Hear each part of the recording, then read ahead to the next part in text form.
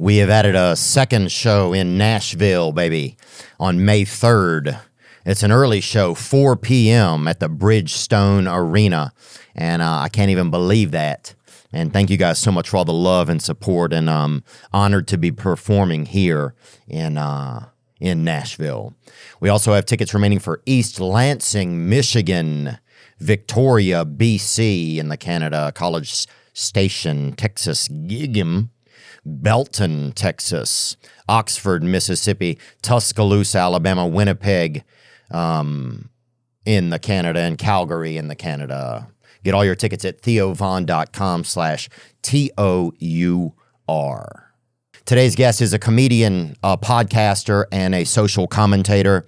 You know him from his show, Part of the Problem, and you also know him from Legion of Skanks with Big J and Louis J. Gomez. We get into a lot of topics in this one of them being the Israel and Palestine conflict, which we've been learning about on this show over the year. We recorded this on Monday, January 13th, which is why there was no talk of the ceasefire. Just wanted to make that note. I'm really grateful for his time and his insight. And today's guest is comedian Dave Smith.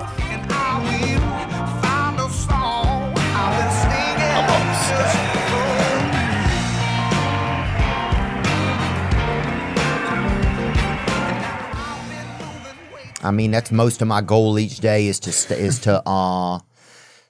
just babysitting myself. A lot of it.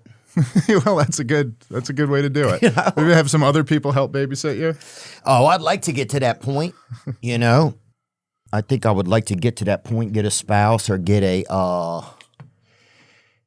some, a spouse or something. Yeah. Caretaker, or even get into hospice, dude. I have some friends. You just want, but not dying, but just have hospice care. That's a new thing. A lot of guys. Really? Yeah. See if you bring that up. If you bring young men going to live, my buddy Caleb Presley, you know who he is? He works with Barstool, long hair. Yeah, I think so. He does the Sunday Conversation. Okay. So he lives in a senior retirement home. How old is he? He got loopholed in, I think, 33, 34. That's getting an early start.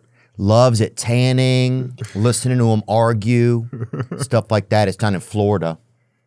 So it's a, yeah, he gets all of that. 3 meals a day or like 2.5 meals. I'm not sure what they're doing. Is there a gym there? I feel like you'd feel really good about yourself in the gym. Like if you're just like, you know what I mean? Like you're just like, I'm fucking wrecking these fools here, dude. Like I'm the only one going hard. That's a good point, dude. Some guys just fucking like, look at this chump. Some guy just zoned out. I was like, I was Mr. Olympian, 1938. Some dude just hopped up on ED pills. You know, that's got to be the scary thing. I think when you get to a certain age, is risking the going for the erection because of the blood, just moving all the blood to one.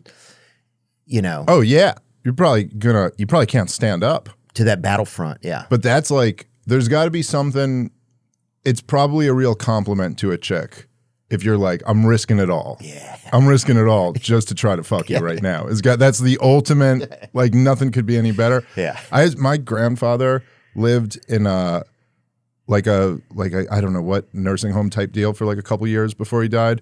He was really, the people who work there, it was just such a funny dynamic. It was like all black people from like the inner city, and then like old Jews, and all the black people who worked there just rolling their eyes at these old people the whole time. My grandfather, every time I went to see him, he accused them of stealing from him. None of these people were ever stealing from him. None of them. It was just pure racism. Like it was like things that like he'd be like, they took the art off the wall, and I'd be like, there was no art on this wall. This is all in your mind. He's like, there's not now. He made me move a dresser. I was like 12, and he made me move this big dresser to check if there was change behind it. Oh, yeah. And then there was nothing. And I was like, there's no change behind it. And he was like, they stole it. Oh. And I was like, wait, there was supposed to be change behind it? Like you were keeping your change That's behind the old the dresser? Jewish change behind the dresser trick, I think, isn't it? Yeah. You're Jewish? You're? Yeah. Okay. Yeah, I am. You are, and so, are you Israeli too? Is that the same thing? No. Israel's the nation. I have nothing to do with that. Okay, but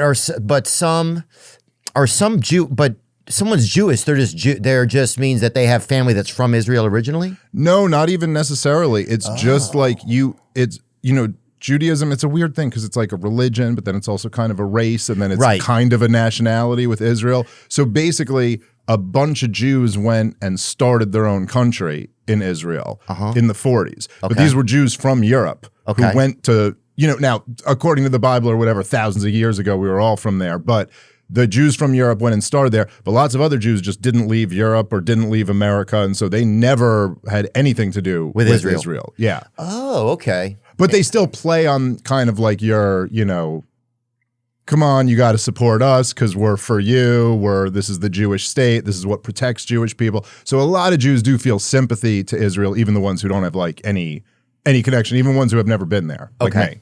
Got it. Okay. No, that's interesting. Yeah, because sometimes I wonder, because I start hearing about like Jewish, then I hear Zionist, and Zionist means, I think technically speaking, Zionist means you believe that Jews should have a homeland in what is now called Israel. So that's more like the belief that Jews should have this country over there. And then there's like kind of a separation between that, and someone could theoretically be a Zionist, but also be like, the way they're doing it over there is all wrong. Right. Okay. So you don't have to like support the government, but Zionist typically means that. But now it's just kind of become shorthand for someone who supports Israel. Okay. So someone who supports the country Israel. Right. Is Zionist. And sometimes I see black Zionists. Is that like Zionism just like with a backbeat or whatever? Like what is it? Because you know what I'm talking about?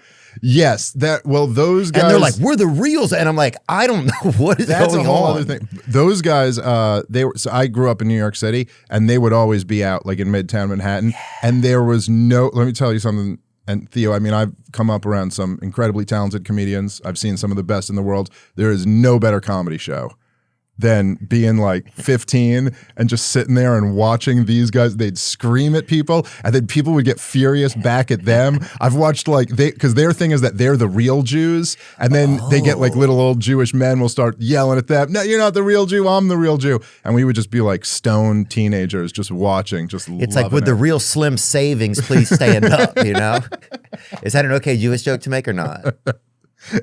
I mean, as far as I'm concerned, it was good. Sorry. I thought that was pretty good. No, so I don't know what their whole claim is. I don't know, but they say they're the real Jews, and the Jews are just pretending to be the Jews, but they're really the white devils or something. Yeah, because that's a new thing I've been seeing. I would see it, and then sometimes I wouldn't see it, and now when I'm in, sometimes I'm performing in different cities, you'll see a group of black Zionists, and they're trying to get you into something, and I can't tell what it is, and then you hear a lot of different terms. So I was just curious about that.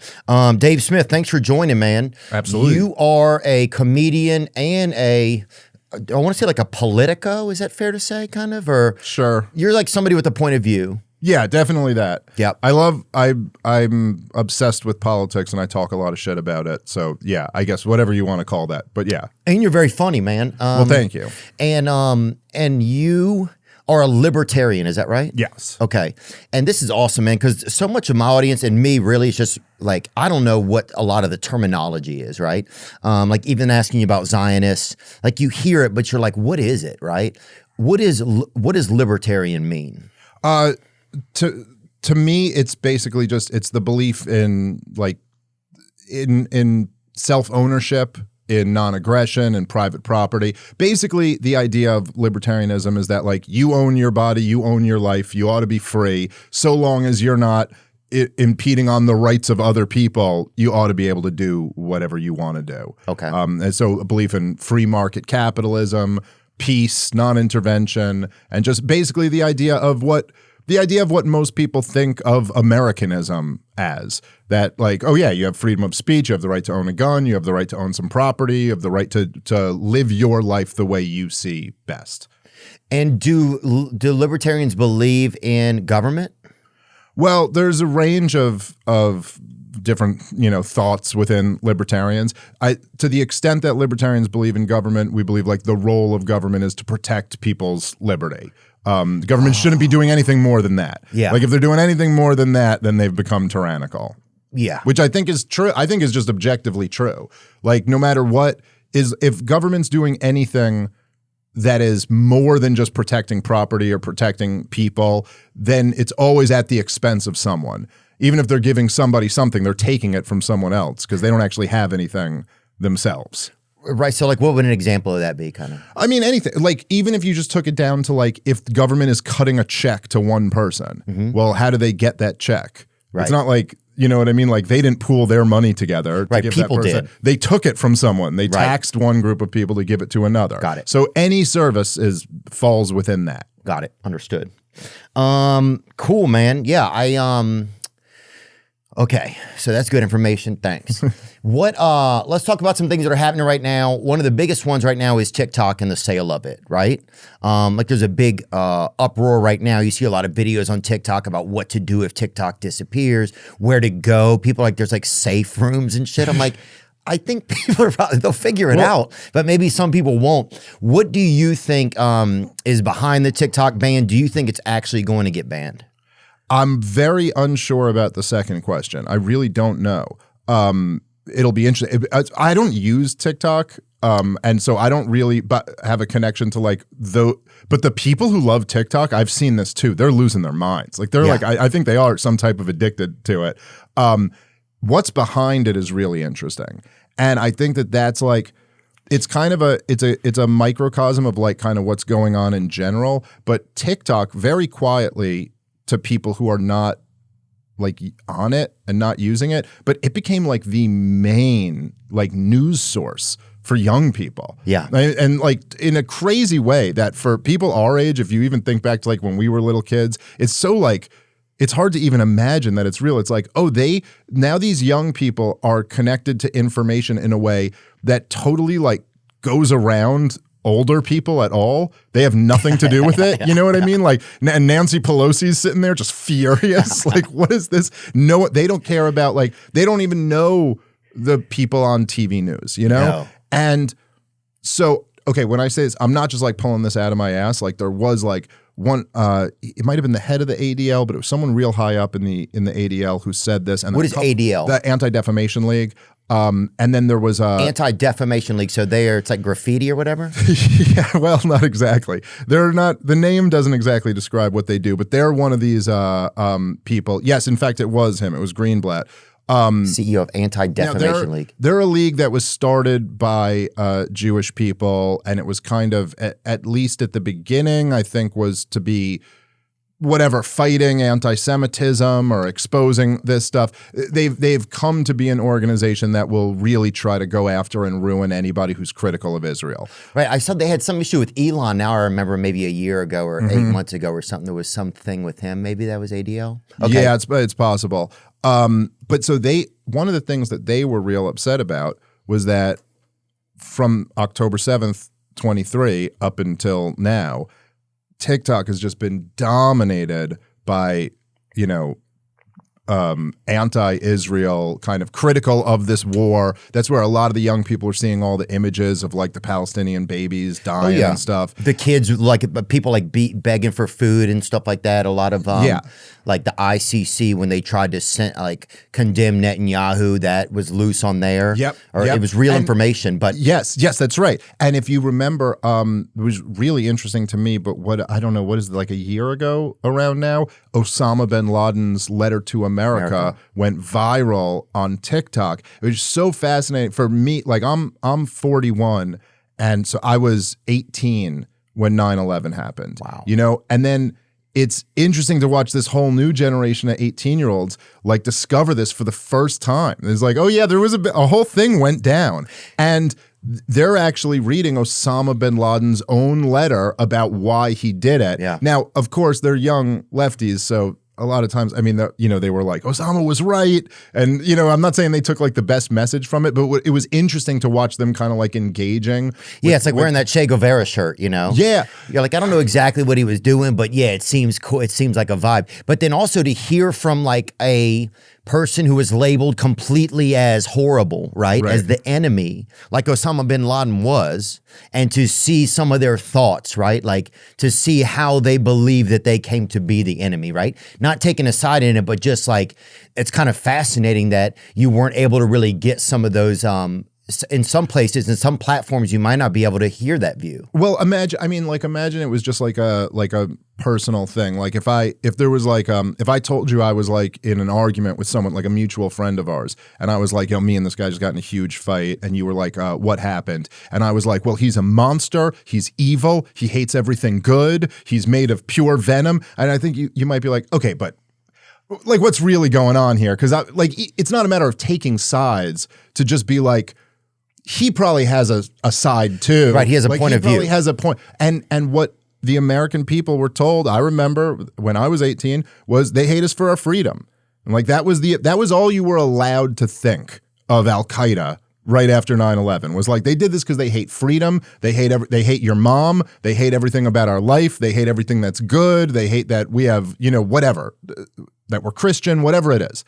And or freedom of religion. They hate any of that. Yes. Right. There was all these, it was like, but the only way you could get that information was through like the main networks. Yeah. You had to listen to Dick Cheney have a conversation with some news lady on CNN or something like that.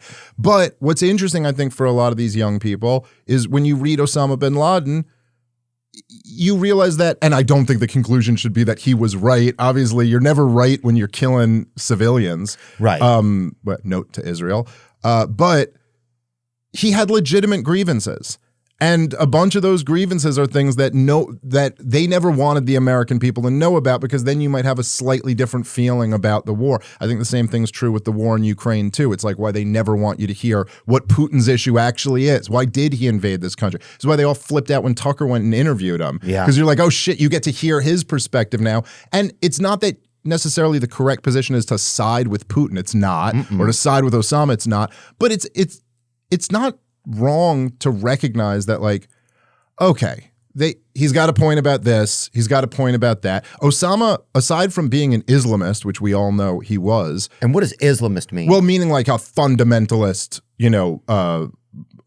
not just a Muslim, but like a believer in like the most fundamentalist doctrine of Islam. Okay. So he was that, but then he's got all these grievances listed in his declaration of war against America, in his open letter to America. What were some of them? Can we bring them up, you think? Or is it too deep to go into? No. I mean, it's not even that complicated. I mean, the major ones were, the number one was that we have military bases in their holy land in Saudi Arabia. They hate this. They find this to be like a total, and I'm no like expert on Islam, but from their perspective, this is blasphemy. Like, I can imagine that. Say if I'm going to my church or my religious place, my place of worship. Oh, yeah. And there's a guy sitting over there. And a foreign military. Right. Foreign group loudly drinking out of a juice box or something and, pouring a loud candy in his hand because he doesn't give a fuck. Yeah. He doesn't even probably recognize that my religion even exists. He may not. He may not. But either way. But still, that's going to make me fume. Oh, dude, but also, like, I mean, look, even if just you looked at it from a not religious point of view, I mean, if there was like Chinese or Russian military bases in our country and we knew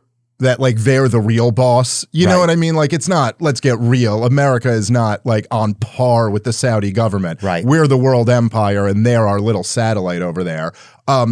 That would make people infuriated. Yeah. I mean, people over here, liberals over here, got infuriated about Trump being connected to Russia, and that wasn't even true. Yeah. So, like, imagine it was true, and there were Russian bases like all over the place. People would lose their minds. Yeah, so we wouldn't stand for it. That was a major. That was the major one. But it's the military bases. It was our support for Israel and what they do to the Palestinians, and then he mentioned that. Oh yeah.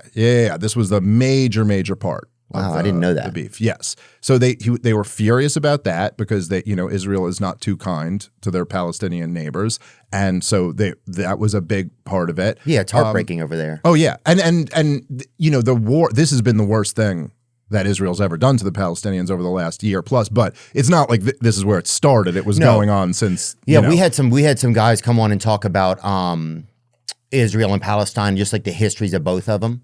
It was cool. We had Rabbi Wolpe come on, and we had Basim Youssef. Yusef come on, and just to give like the two different sides and take us through the different perspectives of history. But yeah, so this was the message right here that Osama had written, right? Yep. And so those were some of his big issues. Yes, looks like it here. I can't. Okay, criticism of American military bases in the Middle East, condemnation of U.S. support for Israel, accusation of U.S. exploitation of the region. And number 3. So there, what he was specifically talking about. And let's just say it what it says here is, I'm not sure what we're reading, but accusations of U.S. Exploitation of the region's natural resources. And what he's talking about there is us insisting that they keep oil artificially low. The price of oil artificially low, which is true. I mean, even just when I remember a couple years ago when inflation was at its worst, the Biden administration just asked the Saudis to lower the price of oil because, that'll make prices cheaper here, help face less political pressure of people being mad about gas being so expensive. But when you really think about what the ask is there, the ask is, hey, make your people poorer so that our people can be richer. And so this was a big beef they had too. But by lowering the value of it, basically. Yeah, by saying it's worth less. Right, by selling it for less. We get cheaper energy, but your people get less money.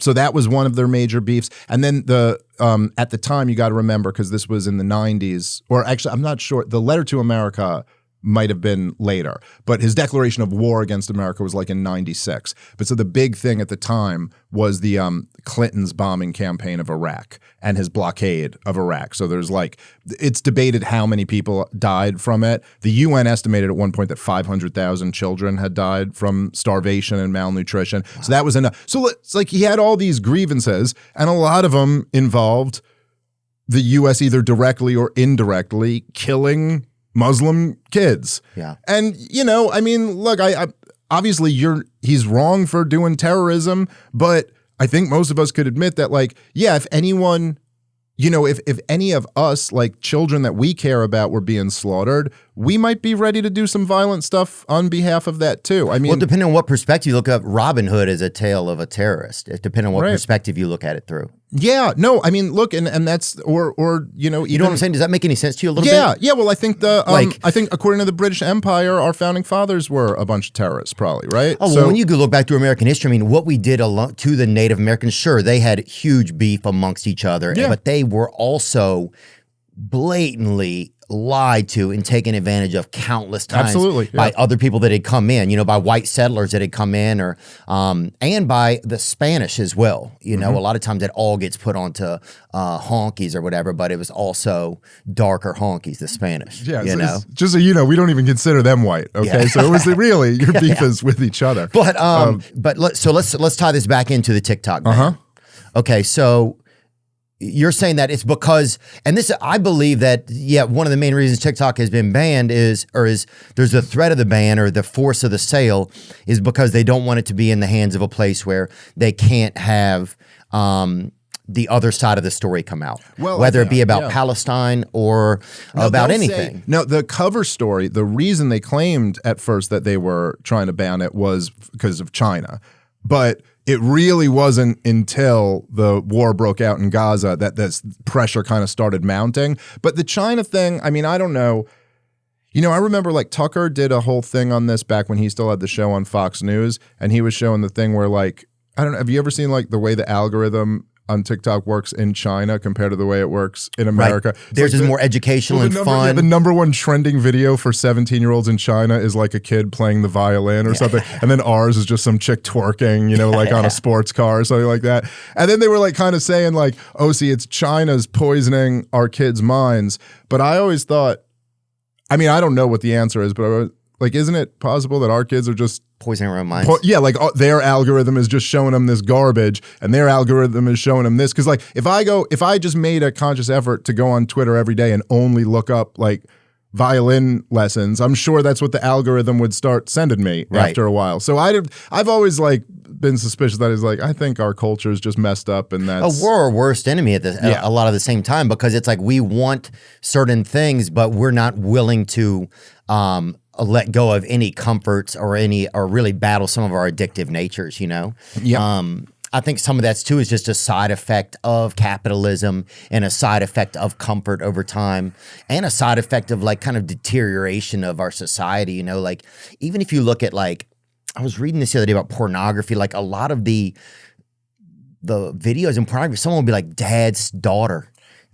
When you really think about the fact that that's how they're, you know what I'm saying? It's like there's somebody has a dark goal to tear down like the little things like family, things that matter. You know what I'm saying? Like, so, you know, I was wondering, I remember asking a friend about this, like this was a while ago, but it was 10 years ago or something like that. But it was like when I started noticing that, I was like, what's up with all the porn categories of like family swap and this and that? And a buddy of mine said this to me and I thought, oh man, that kind of makes sense. But he was like, oh, you know what it is he goes, nowadays, like families are so broken up and mishmashed and everyone's from divorces and everything that so many people grew up with like a stepmom and step siblings. So you'd just be a kid and then all of a sudden you got like these new girls who aren't your mother and sister, right. You know what I mean? Like living in your house. And so like that's what led to that, which I don't know if that theory is correct or not. It sounds like that dude. That was kind of, I was like, yeah, either he's a really sick person or you're onto something. That guy sounds like he was building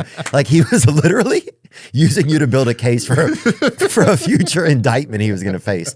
But no, it's kind of. He came out with it really quickly too. Like it was. He's like, we just sign this petition right here, Dave. Goes, I'm so glad you asked. I've been dying to talk to someone about this. But I'm trying to tell this. What were we talking about in my mind? Just well, TikTok and then. But TikTok, yeah, like, we're also part of our own it's like we just keep creating this stuff. But or just ridiculousness. We get addicted to the ridiculousness, but also some of that's part of the freedom of just being in a place where you can make whatever you want. And you have that like freedom of creation kind of to an extent, or freedom of your own creativity. Some places you can't even really be creative in because it's not allowed, but the expressions of certain creativities aren't. Yeah, I don't buy the Chinese. I don't know if I buy the Chinese thing or not, because to me, it's like, aren't all these apps like, all of them seem like they're foreign to me. Yeah. Like they're. And what difference does it make? I mean, I just, you know, I know people were giving me shit because I said something about this on Piers Morgan's show the other day, but you know, they were trying to make it out like it was the topic was about how, Mark Zuckerberg just announced that he's going to let people talk on Facebook again or whatever. And, you know, someone was arguing with me that like, well, the US government has to like have these conversations with Facebook because all of these foreign governments are trying to propagandize us. And I'm just like, I don't know. After the last few years, how are you going to tell me that that DC should get in charge because other people are trying to lie to us? Like all of the most blatant, most consequential lies have come from my own government. So like I just don't get worked up over this. Like Iran is trying to propaganda. I agree. Okay, so like tell me, when was the last time Iran had like an effective propaganda campaign that actually, you know, like led to something in America? Okay, well, my own government had this country like literally had people like cutting family members out of their lives because they didn't take a vaccine. Yeah, and the like, Russiagate hoax. About these, the Russiagate. You literally sat here, all you guys, for 4 years, and literally told us that what, if true, would have been the biggest story in the history of the United States. Nothing of America. True at all. But imagine if it were true. Like you were making the claim that the sitting president of the United States of America is involved in a conspiracy with a hostile foreign power. It was all bullshit. And all you guys still have your jobs. Yeah. All the people who sold that are still the ones complaining on the news today that no one trusts them without even thinking about that. Yeah. And you could ask I'm a pretty regular guy, I think, you know, like, and I don't mean that in like a braggy way. I just feel like I try to be smarter sometimes. It's hard for me. And then I realize I just have to try my best at where I'm at. And I thought immediately Russia. I was like, they're running out of steam. They have an old dude. A lot of people go over there for perverted stuff. You know, it's like I could certainly see a lot of our leaders passing through there. And you know what I'm saying? We'll do a few favors for Russia because they don't want some videos getting released. But I don't think that this old, you know, they don't seem like they're on the cusp of of like holding us at bay for something. You know, I just immediately that didn't pass the smell test to me. Well, also just that it's Donald Trump. I mean, like, say whatever you want about Donald Trump. He was a known commodity. He's like the most American thing. He's the most famous rich guy of all time. Like, you're telling me he was a Russian spy? It just made no sense. And then they had nothing. They had no evidence to support it at all. Except they just beat you into it over and over again with the beliefs. Oh, I just got a notification from Moonpay that Bitcoin is trading at near $100,000. Well, now, that's crazy. It's just off its all-time high of $108,000 in December. If you're interested in Bitcoin or crypto, then you need to download the Moonpay app. That's it. Moonpay is like your friendly neighborhood convenience store if all it sold was crypto and it was open 24 hours a day. When you buy crypto with the Moonpay app, you can use any of your favorite payment methods like Apple Pay, Venmo, PayPal, credit, and debit. They took out the hassle of buying crypto and made it as easy as buying a bacon, egg, and cheese sandwich. Thank you, Moonpay. In the last week, people in over 100 countries have bought Bitcoin using Moonpay. If you want to be one of them, visit moonpay.com/THEO to download their app on iPhone or Android and create a free account. When you create a Moonpay account, you can also use it to buy crypto on other popular wallets and trading apps like Phantom, Exodus, MetaMask, and Trust Wallet. That's moonpay.com/THEO or just search Moonpay in the App Store. And I'm not giving you investment advice. I don't have that. But I am telling you that if you want to go with crypto, Moonpay is the way. You're a startup founder. That's what you are. You've founded a startup and now you've got to find product market fit. That's right. That's probably your number one priority. Now, maybe you have a new software, you have a new type of drone that takes family photos from outer space. Or maybe you developed a new shoe and it purifies water and sorts coins while you walk. I don't know. But finding product market fit is probably your number one priority. But to land bigger customers, you also need security compliance. That's where Vanta comes in. Vanta is the all-in-one compliance solution, helping startups like yours get audit ready and build a strong security foundation quickly and painlessly. How? Well, Vanta automates the manual security tasks that slow you down, helping you streamline your audit. Join over 9,000 companies, including many Y Combinator and Techstars startups who trust Vanta. Simplify compliance and get $1,000 off at vanta.com/THEO. That's VANTA.com/Theo for $1,000 off. And the thing, and that's where I think, that's really where I think the media started to really lose its grip on people and on control. And so that's why I really worry a lot, like with this TikTok ban. I'm like, well, because if news is getting out there, right, about all types of things, it could be like, there was also a lot of Barbara O'Neill. Did you see those clips of her? She's a medicine woman, an Australian medicine woman. Okay. But there was a lot of like natural remedy stuff that started to just be put out there. Like, I don't know if it was valid or not, but it was like you would see a ton of it. Like so basically, opposition to all these medicines, all these like prescriptions you need. Like, so I could see certainly how like the powers that be, if they exist, don't want a lot of this type of information out there. Oh yeah. And especially with Palestine, I don't think, I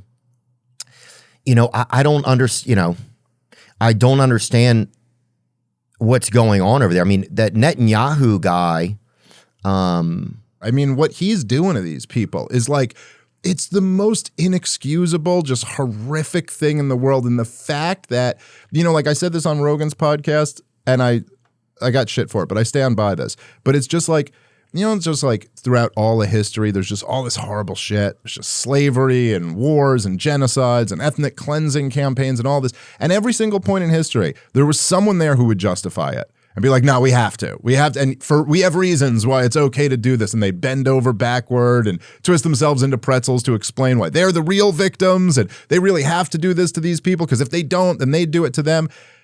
But it's all indefensible. You're just defending evil shit. And I feel the same way about Israel, man. Yeah. Like, it's just to defend what they're doing to a group of people who are captive, who they've been occupying since 1967. You've been occupying. They don't have a military. They don't have a government. They don't have an air force. They have no means of defending themselves. Yeah. And you're just destroying the place. But dude. you're not letting the news out. That's the thing, right? Yeah. You're not letting people get a fair take of what could potentially be going on there, right? You're not letting it.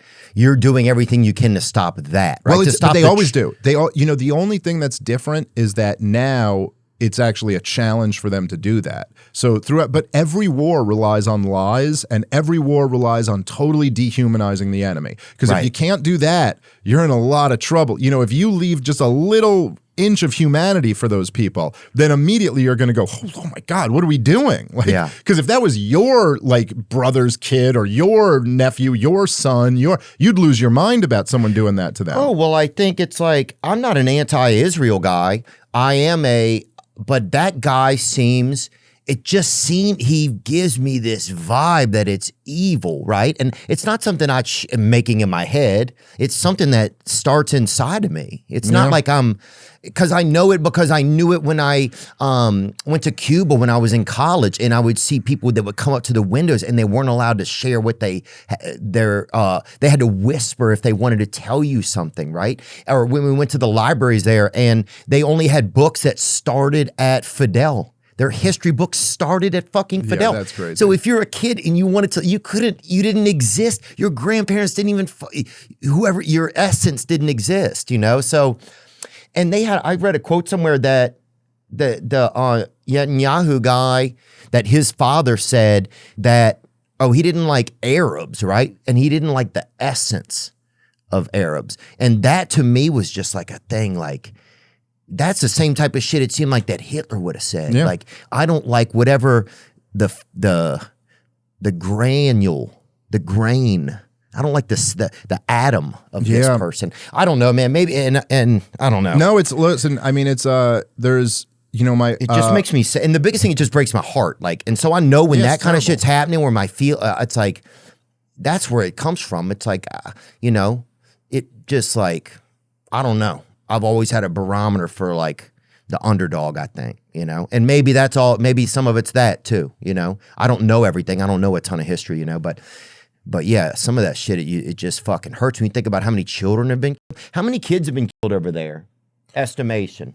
I mean, the estimates I think have been so far, they're undercounted. I think a lot more people than we initially thought are dying. But I think I saw it, the estimate was that 2/3 of the dead were women and children. So I don't know what, exactly the breakup between the women and children is. And I don't know if there are good numbers on that, but Gaza is 50% children.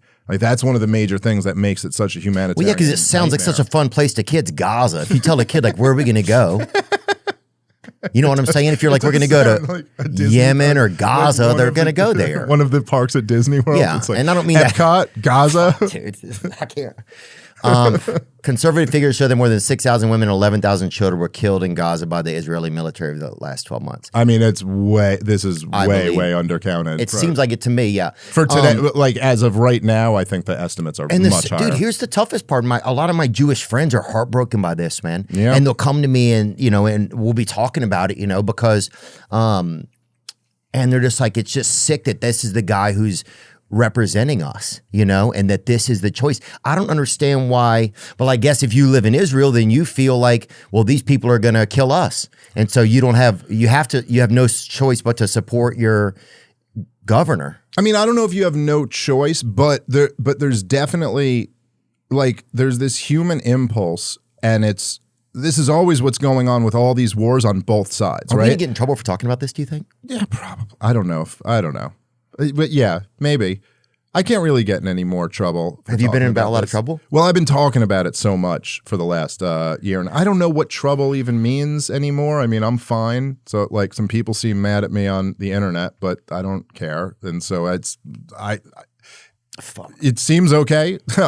But you know, of course, like I could totally imagine that if you were like, let's say one of your family members was killed by Hamas militants on October 7th. I could understand where you'd have the attitude. You'd be like, man, let's go fuck this whole place up. I'd turn into William Wallace. You know, sure. But that also is the same thing that's going on with the Palestinians, right? And if so, a whole bunch of them, in fact, a lot more of them have seen their family members killed and stuff. And so they're ready to go, you know, like slaughter as many people as they can. In the same sense that like right after 9/11, Americans were like, hey, let's go blow some shit up. I mean, I don't know. You tell us who did this and let's go blow them up. And then like, even if it's not exactly the people who did it, you know, okay. I mean, when we fought the war in Afghanistan, even forget Iraq, that just had nothing to do with it. But in Afghanistan, it's like, it wasn't Afghans who attacked us. It was some Arabs who were Saudi Arabians. Yeah, right. It was Saudis and Egyptians, right, who were hanging out in Afghanistan. And then with the special ops missions, we drove them all out and destroyed all their bases. And then it was like, okay, we got this Taliban here.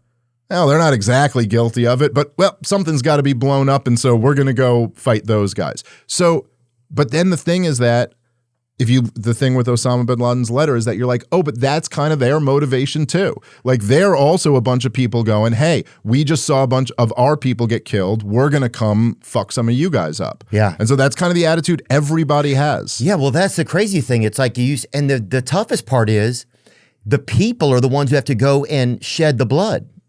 The people are the ones who have to have the blood shed. Yep. Based on what their leaders, who they elect, and they would never elect them and tell them to do that, then choose to do. That's what I'm just like, how does this, but then that's how that's just being alive, I guess, in human sometimes, as sad as that is, or that's just how humanity's gone for a long time and society has gone and war has gone. But yeah, you have to think how many Iraqi people who had nothing to do with 9/11, if they had nothing to do with it, were affected by our military presence over there and are just waiting in the wings to affect harm onto America. Well, I mean, this is why we had to deal with that insurgency over there that took us so many years to ultimately lose to. You know, there's people don't like when you invade their country and destroy their homes and kill their relatives and stuff like that. And yeah, imagine if you think about that. First of all, nobody in Iraq had anything to do with 9/11. I mean, there were some Al-Qaeda members who came into Iraq to fight as part of the insurgency after we invaded. But like when we invaded, there was no one in Iraq who had anything to do with 9/11. And they must have been like, what the fuck? Well, imagine, particularly if you're like, Saddam Hussein was their problem, not ours. Like Saddam Hussein was a brutal dictator, but he wasn't our brutal dictator. He was they were the ones who had to live under Saddam Hussein. So now they're living under this brutal dictator, and then they got the most powerful military in the history of the world invading and just wrecking the country, all because, well, we could get into that, but largely because Netanyahu wanted us to do it. Did he really? Netanyahu is a huge, huge part of the war in Iraq. Why do we keep supporting him? There's an interesting dynamic. I mean, there's a lot of things going on. So part of it is that there's there were the neoconservatives who were really big in the George W. Bush years, and they were all of them fanatically pro-Israel.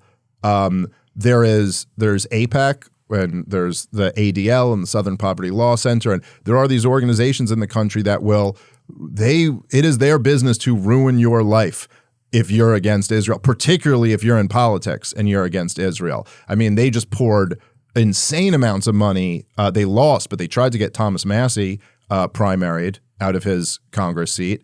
He's the guy that doesn't want to have an AIPAC guy, right? Yeah, he's the only one who doesn't, according to him, the only one who doesn't have an AIPAC guy. So they do not like him. There's lots of other factors involved in this. There's also like things like there's blackmail operations. There's like Epstein, stuff like that. And then there's also evangelical Christians in this country fanatically support Israel as well. So there's like a whole bunch of forces that Israel has a very outsized influence on U.S. policy. Is there something that I guess I don't understand why we would support it while they're doing that murdering. Yeah. Well, and then even if you... Unless there's something I don't understand. Like, that's also the thing. It's like, are they just our best friend from a long time and that's just what it is? And so it's like I worry that I just also don't understand like the history of much as why there is so much support there. Well, it's been... But you have to have a support in the Middle East. You have to have like a friend in there. Well, that was the thinking for a long time. Right. You know, and and that if we had, you know, there was a big concern, or a lot of people in the American security apparatus back in the day, that the Soviet Union was going to take control of the Middle East. And if they really controlled that oil supply, then they would be too strong and we'd have a real problem on our hands. This is why Jimmy Carter, who just died, he in 1980 declared the what's known as the Carter Doctrine, where he was like, listen, we are treating the Persian Gulf like it's America. If essentially saying to the USSR, they had already invaded Afghanistan. And it was like, if you invade Iran, we are going to fight. We're going to fight with the U.S. military because we won't let you have all of this. So that's always been a concern. And I do think that Israel, being kind of like our buddy there, felt like, okay, this will be a good way that we can control the region. But then, you know, this is this was at his State of the Union in early 1980. Yeah, the Carter Doctrine was a policy proclaimed by President of the United States Jimmy Carter in his State of the Union address on January 23rd, 1980, which stated the United States would use military force if necessary to defend its national interests in the Persian Gulf. So there's a ton of business interests over there, and there's a ton of like peacekeeping, or what we believe is peacekeeping over there. By the way, it's interesting here, right? So he's saying this in January of 1980. It was in 1979 was when the Ayatollahs had the revolution in Iran. So this is the government that's in Iran today, our mortal enemy. They had just come into power. So what Jimmy Carter's talking about doing here is defending Iran against the Soviet Union, like this country now that is the one that they all want war with. Back then he was like, but if, you know what I mean, if Gorbachev, or whoever, was Gorbachev in there yet by 80? Yeah, I think so. They'd be like, if he goes and moves on Iran, then we're going to come to the defense militarily of Iran, which is just kind of weird to think about now. So this was saying that if the Soviets intervene, then we're going to come and defend Iran. Yeah, and they had lured them into the war in Afghanistan, which was also their plan. And this guy, Zbigniew Brzezinski, who you see down there, he's the national security advisor. He had been the one who really pushed this policy of luring the Soviets into Afghanistan. To give them their own Vietnam was the idea. And a lot of people credit that as one of the major factors that brought the Soviet Union down. So we had lured them into a war in Afghanistan, but then they got real concerned that, like, while they're here, they might also just go take Iran. So we better send them a message, like, if you do that, you're going to have problems. Wow. So that was the idea, was to keep them out of there. Just shows you how much we've had, like, once you become this thing that's this entity that's trying to control everything, it's hard to keep, you know, they say, like, it's hard to keep track of the lies or whatever. That's not really it, but it's hard to, it just seems like hard to manage. It's hard to be an air traffic controller for the world, you know, especially when the planes have different religions and ideas and histories and beliefs and, hopes, you know, it's insane. I mean, the job. Hard. Yeah. I mean, imagine, it's just impossible. It's impossible. So that's what I'm saying. It seems impossible. Yeah. And especially at a time when our own country is struggling so much. And I don't know, I hope, I don't mean to be like mean to Israel. I just don't understand. I love my Jewish friends. I don't understand that shit though. I don't understand, why they're doing that over there. And then I think it falls in the power of the wealthier person to figure it out, you know? Well, that's right. That's exactly right. And it's that if you're in a situation where when it comes to Israel and Palestine, there's no parity between the two of them. It's not like, oh, these are two nation states around the same strength. Like, Palestine isn't a nation state. They don't have a government. Well, there's a halfway house of people, of Arabs. Yes, exactly. And so Israel has all the power, all the leverage, all the chips. And if you're in a situation where everybody's saying, hey, you guys have been like at war for so long and we want peace. Well, who's supposed to make the first concession when one side has all the chips? That's the obviously thing. You need that side. Don't push another bullying video at me. Yeah. Unless that's going to be the first one that you fucking cite. Exactly. That's the thing. And that's the shit I don't understand sometimes. Yeah, I don't know. I don't understand how we would have media that would be like so anti-bullying, and then this fucking bullying is going on, and it's like, well, what kind of, who's believing you, or what are we doing? I don't know. And also, I don't fucking know, dude. And I'm like 9 days off of nicotine, so. Oh, are you really? Yeah. You gave up nicotine. Yeah. Good for you, dude. I mean, I guess. Well, were you like smoking or vaping or just doing the pouches? Oh, I would do. I was vaping.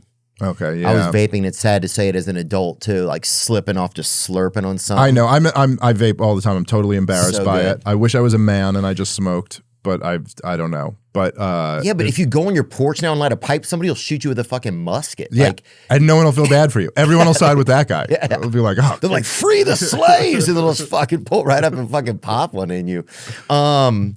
But so do you believe that the TikTok ban, what do you really believe? Or do you think we're still figuring it out? Do you think that our elected officials will let it stay around? Trump seems like he's wishy-washy on it. He does, yes. He seems like he's not exactly clear what, and it's weird because the talk was, initially the talk was like that it was a China thing, and Trump always tried to be the most hawkish on China. But even he does seem like doesn't really seem like he's got strong convictions about getting rid of it. My guess is that TikTok survives. I don't know if I'm right or wrong about that. Frank McCourt and someone else is going to be buying TikTok, they said. So I think the thing is that if they sell, then they escape the legislation, because basically it was saying it's because their parent company is owned by the CCP or whatever. So, I have a feeling, I think that there was a real move to really censor the internet over the last few years. It seems to me like it's failed. And that they've accepted they're not going to be able to do it. As the deadline for a potential TikTok ban in the U.S. approaches, billionaire and former Los Angeles Dodgers owner, oh, hell yeah, Frank McCourt's Project Liberty confirmed making a formal offer to ByteDance, the platform's Chinese parent company, to buy the social media giant's American assets. And he was going to do it in conjunction with one of the guys from Sharks. Good evening, Sharks, whatever that show is. Shark Dance or whatever. Shark Boy, no, there's a woman. Shark Tank? Shark Tank. There you go. Okay. Shark Tank. Who was it? Danny or something from Shark Tank? Oh, one of them billionaires was going to throw in? Kevin O'Leary. So him and Kevin O'Leary, I believe, don't quote me on that, was supposed to be... the videos are short on TikTok, right? Isn't that the idea? Some of them now can be longer. Some of them can be... I think 90 seconds is the length on Instagram. Right. TikTok can be a couple minutes now. It's a weird thing how the internet has kind of like very organically grown into it's almost like long form or 7 seconds. Yeah. Like there's no like middle ground anymore. It's almost like, okay, we want to hear a 4-hour conversation, or give me 6 seconds of whatever you got, and then we'll do 100,000 of those. Yeah. It is kind of true, huh? TikTok videos can range from 3 seconds to 60 minutes long. Ooh. Depending on how you film or upload the video. But this also could have been from ChatGPT. I don't know where, or from AI, this fact. And so who knows if they're harboring that from years ago and today. Images in TikTok stories can go up to 15 seconds long, but they disappear after 24 hours if you put it in the story. So the way I look at it is kind of like, it's like if you had like, say like a buddy of yours or something was in like just an awful relationship, like just like the chick he's with is like the worst. Oh, it's like you hate her and she's shitty to him and she's so mean to him. She cheats on him. She's just the worst. And then like if he breaks up with her and he's like, I'm dating a bunch. And you're like, great, thank God. You're like, back out there, go find someone else. That chick was a nightmare, And they'd be like, well, I'm meeting some nice girls, but I'm meeting some real awful girls too. It's like, okay, well, whatever. Just get out there. And that's kind of how I feel about I'm just happy that the young generation isn't consuming the corporate media. And like, I'm sure on TikTok they get some bad stuff and then they get some good stuff. But at least you're out there like shopping around and you're not just listening to like CNN tell you that Iraq has weapons of mass destruction and we need to go fight this war with them, or just just listening to MSNBC tell you that Trump's a Russian spy or whatever. It's like, all right, yeah, get out there, mingle a little bit, see what kind of crazy person's on TikTok. I don't know. Yeah. One of them might be like, oh, it's, one of them's like, it's the Jews, and then someone else is like, whatever. The gays or whatever. The gays or, okay, maybe some of them are wrong, but at least you got a shot of meeting someone who might have something interesting to say to you. Yeah, that's interesting, man. That's certainly, yeah. I think, at least you're kind of out there meeting people. There's everything. There's like people shooting each other. There's Mexican stuff. There's dancing. There's, bacchanalia. There's people getting their nails done. Sometimes you pop into a live, you don't even know what's going on. You're just in some kid's live and he's eating a burger. There's some kid eating, look at this fucking burger. There's some kid like in a broth who lives, I think, under a brothel or something in Scotland, and somebody gave him a big burger and he just made this video. He's like, look at this burger. And it's like 8 parties stocked up, boys. And it fucking went crazy, right? And that kid could be the next governor of Glasgow, right? But it's like, that's the thing, I think, because people also can maybe over time, they get to know you. I don't know what it is. But yeah, I think it's fascinating, man. And TikTok, it does pull more my information. And that's the only thing. I just want it to be fair. That's my thing. I just want it to be fair. Don't say that this truth can't come out if this truth can't come out. Like, just make it fair. Yeah. You know what I'm saying? If America isn't a country that's American and it's a country that's owned by other countries, tell me that. If that's the case, but just let me live fair. Let me live through the truth. You know? Look, 100%, I completely agree. And then also, it's just like, I think, like I was saying before, I don't trust any of you motherfuckers to be the arbiter of what is true and what isn't true. So forget anyone having this control over getting to decide what's misinformation or what's disinformation, because it's like the old Lord Atkin quote about like the Atkins diet. He's the original. No, it was before that. He didn't figure that out. But he's the guy Lord who said Atkin or Atkin. Man, am I messing? Atkin, I believe. He's the one who said the quote about power tends to corrupt, absolute power corrupts absolutely. But it's like, as soon as you have the power to determine what the truth is, then you're corrupted already just by like having that power. And I never liked fucking rich people anyway, bro. Facts, dude. I fucking hated them. I didn't hate them, but I didn't fucking like them. Yeah. You know? I don't know. And maybe, and I have money now, and that's true, but I'll never fucking really have money, motherfucker. You know what I'm saying? Not like deep inside of me. You know what I'm saying? Yes. Like that part of me will never have any fucking money, bro. No, you need 3 more generations of Vaughns before you're like a real rich prick who just thinks they're better, like an old money Vaughn. Oh, deep inside, dog, I'm a real fucking wigger, son. You feel me? What else? But Kevin O'Leary, I think I wanted to get that right. It was $250 million they offered to investor and Shark Tank star Kevin O'Leary is willing to pay up to $20 billion for TikTok, calling it a legacy opportunity. I think that is a steal. Well, Elon bought Twitter for $44 billion, I think, right? But he's getting his use out of it. I mean, he doesn't sleep. He does seem to be enjoying himself on there. Is he addicted to Twitter, do you think? He tweets a lot. How many tweets does he have right now? Let's see how many tweets he has. How many tweets? And he tweets more than we think, I think, Dave. It's constant. I've clicked on his thing before and been like, Jesus. How do we see how many? It used to show you right up at the top. 66.5 thousand posts right up there, right under his name at the top. Wait, so hold on. 66.5 thousand posts. I want to like... I thought that's what it said. Can you find out there you go, right there, 66.5. You see how many I have? I'm curious, how many tweets have I ever sent? Like, I want to compare this to... Are you big on there, Davey? I mean, I use it pretty often, yeah. 22,000. All right, I'm falling behind. But wow, I've spent too much time on Twitter. 2012, it says there. How long have you been on?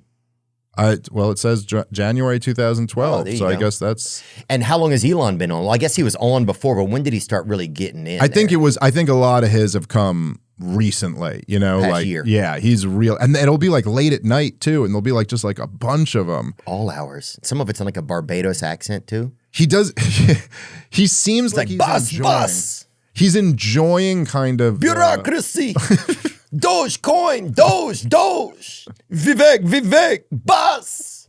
Yeah, his shit gets very kind of archipelagian sometimes, or something Barbadian. Yeah. You all know I like to keep things cool, even in the winter, and nothing's cooler than a Blue Cube cold plunge. I'm fortunate enough to have one at home, and let me tell you, it's like baptizing your soul, baby. Get in that little crispy bucket, baby. It gets rid of them demons we all have and makes you feel great for 7 or 8 hours afterwards. It's good. My buddy Thomas Schiffer, the genius behind Blue Cube, and I go way back, and he just launched a pre-sale for their new stand-up cold plunges. Wow. These things are the Cadillacs of cold plunge therapy. American-made, full immersion, weatherproof frames, and built like a Sherman tank. I'll say this, they are built well. And because you're listening to me, you can get a sweet discount when you mention my name. That's right. Just tell them Theo sent you, and they'll knock a good bit off the price. So if you're ready to boost your metabolism, eliminate inflation, and blast away your anxiety, give them a call. Head over to their website, bluecubebaths.com, and dive into the details. Opt in on their website or give them a call. I am grateful for the one that I have, and I feel honestly thankful to be able to have one. I know they're not in everybody's price range, and that's understandable. But at the same time, I want to support my friend and his amazing company. Yeah, what's censorship? What do you think censorship looks like right now? Do you think it's changing? It seems to me it's definitely changing. I mean, really drastically. And it's not gone. Like, there are still people who are getting censored, and there was a thing like a couple weeks ago where I guess a group of people who, let's say, the people who liberals would call anti-Semitic, and I think, like people who talk a lot about the Jews, I'm not like trying to add my own value judgment into this, but whatever you think you would call it, a lot of them lost their blue check marks and like stuff like that. What they were accusing people of doing anti-Semitic? Yeah. So there have been like, there are, but I mean, to compare it to like, I mean, during like 2020, 2021, 2022, I mean, you couldn't, if you said anything about like the vaccine or whatever, I mean, I know you felt it with, you had the thing when Dana White was on, you were talking about sponsors giving you a hard time and stuff. There was a total, not just on social media, but in general, there was a total like feeling that like you weren't even allowed to say anything that went against the regime. Like the regime is this. That's a great point. And if you are against what they're doing right now, and I mean, there's always pressure. Like there's always like, you'll get called names or something if you do that. But for a while there, it was straight up like you would lose your accounts. And for a lot of people, like for me, that was a scary prospect for a long time, because it was kind of like we had, at least in the comedy world that I'm in and in the political shit-talking world that I'm in, I'd kind of long ago accepted like, okay, I'm not going to get like a corporate job. Like no big corporation is going to hire me at this point, which is fine. But then you're like, oh, there's this internet thing. So you can have your show on the internet. You can have your own fans. But then when you have your own voice. Yeah. But then you're like, oh, they might come and take that away. Yeah. It's not just that you can't get Saturday Night Live or something on Comedy Central or something like that. But it's like, oh, they could come and like, if you could have your podcast, but if you can't be on iTunes or YouTube or Facebook or Twitter or whatever, you're kind of screwed in this world. And so I am very happy that at least now, it at least kind of feels like the dominant culture seems to more be like, no, we should be able to say what we want to say right now. I think that's a very positive change. But you think they're going to take me down for talking about Netanyahu? No, I think you're going to be okay on this one. But I don't know. I mean, I would hate to say that. And then like next week you just show up at my house and you're just like, hey man, can I crash for a while? Because you ruined me. So that's, you're like, all right. But you can be anti-Netanyahu and not, and that's, I can have that belief if I want, right? If I don't like his practices. Of course. And it's, it's so ridiculous, the idea of like, in the same way, if you were like, well, I don't like Joe Biden very much. And you'd be like, so does that mean you hate Americans? You're like, what? No, I just don't like this guy. And you could hate the whole government and not hate the people. And it's only with Israel, and they intentionally do this where they conflate this thing where it's like, oh, if I was like, if I came and told you, like, the government of France just did this thing, I think it's terrible what they did. And there's lots of terrible things that the government of France has done, so I could pick some, but like whatever. That doesn't mean I'm not going to cheer for Cyril Gahn when he fights. Yeah, you know. But and you were like, you're an anti-Frankite. You hate all the French people. You'd be like, that doesn't even make sense as a response to I have a problem with the government. You know. But they tried it. They use that. With Israel, where it's like, oh, if you criticize them, you hate Jewish people. That's stupid. It started becoming the boy that cried wolf because they would say that for everything. Yeah. And then it would be like, well, what do you're not even, you're doing this. Yeah. You're saying this.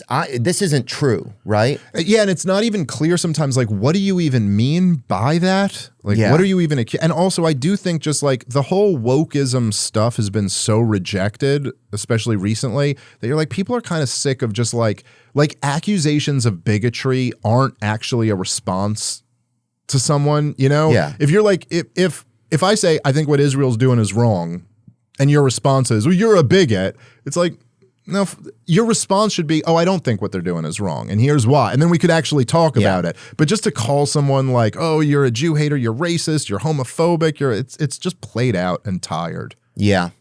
Let's talk about Zuckerberg a little bit, because he just had that kind of about face sort of on, and Facebook. They just had that kind of about face on Rogan where he was talking about, where's that clip? That clip, yeah, right here, where he kind of says the Biden administration would call Meta to scream and curse at them to censor true information on their platforms. This is what Zuckerberg said, right? What did he say? Play it real quick, a little bit of it. These people from the Biden administration would call up our team and like scream at them and curse, and it's like these documents it's all kind of out there.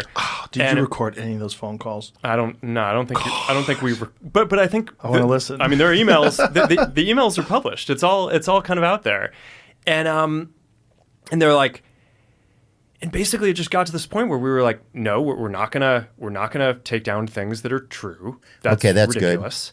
Good. They want us to take down this meme of Leonardo. What do you think about this? To me, I just don't know if I don't, because Facebook didn't do the best job of, they had issues over the years with the Hunter Biden thing, right? With the Russia stuff, where they wouldn't let people say this is bullshit. Like they really chose to decide what was misinformation. It just seems weird that suddenly people are calling and screaming. I love like the simple facts, and you're like, is this? It seemed like now you're trying to seem like that wasn't happening the whole time and you weren't listening to it before type of vibe. Yeah, it's a very like convenient retelling of history. Yes. For Zuckerberg to go, so the government was saying we have to censor these things that are true. And we were like, no, we're not going to do that.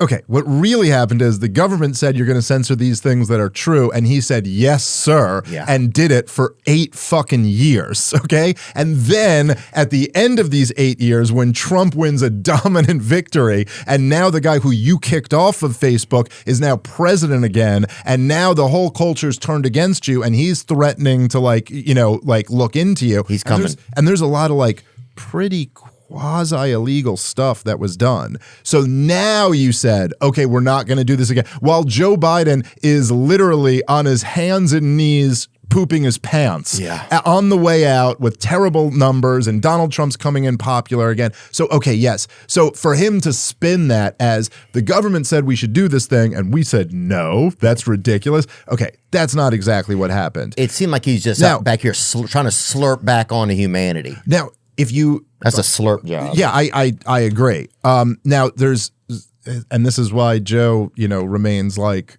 the biggest show, is because he just gets these moments. But the last time he was on Rogan's podcast was one of the most interesting admissions, and it was before he had done this 180 and turned around. But when Joe asked him about the Hunter Biden thing, and he goes, so like the story with the Hunter Biden laptop, how did you guys handle that? And Zuckerberg said the FBI came to us and told us there's about to be a big Russian dump. So they must have known that this laptop was about to come out. Wow. And they went to Facebook, told them preemptively it's Russian disinformation. And that's why they censored the whole thing. And that is that admission is like blatant election interference by the FBI against the sitting president, which makes it even that much worse. Because like on some level, like if the FBI or the CIA or someone like that was like interfering in an election, you'd already be like, okay, that's crazy, illegal, unethical, unconstitutional. Like we don't have a democracy if we have 3-letter agencies interfering in elections. Right. However, you'd assume at least they were doing it on the side of the president who they work for, not against the president who they work for. Now we're in a level of like treason. Like you're working against the commander in chief who you're supposed to say, sir, yes, sir, to and follow his rules. Okay, if you're at the FBI, you're under the Justice Department, but still like the president is the head of the executive. This was in Trump was in office. Yeah, but the one I'm referring to, yes, this one. This is when, or I don't know when the podcast was, but he's talking about the Hunter Biden story, which was October of 2020. So right before the election when Trump is still in office. Okay, let's play a little bit of that. How do you guys handle things when they're a big news item that's controversial?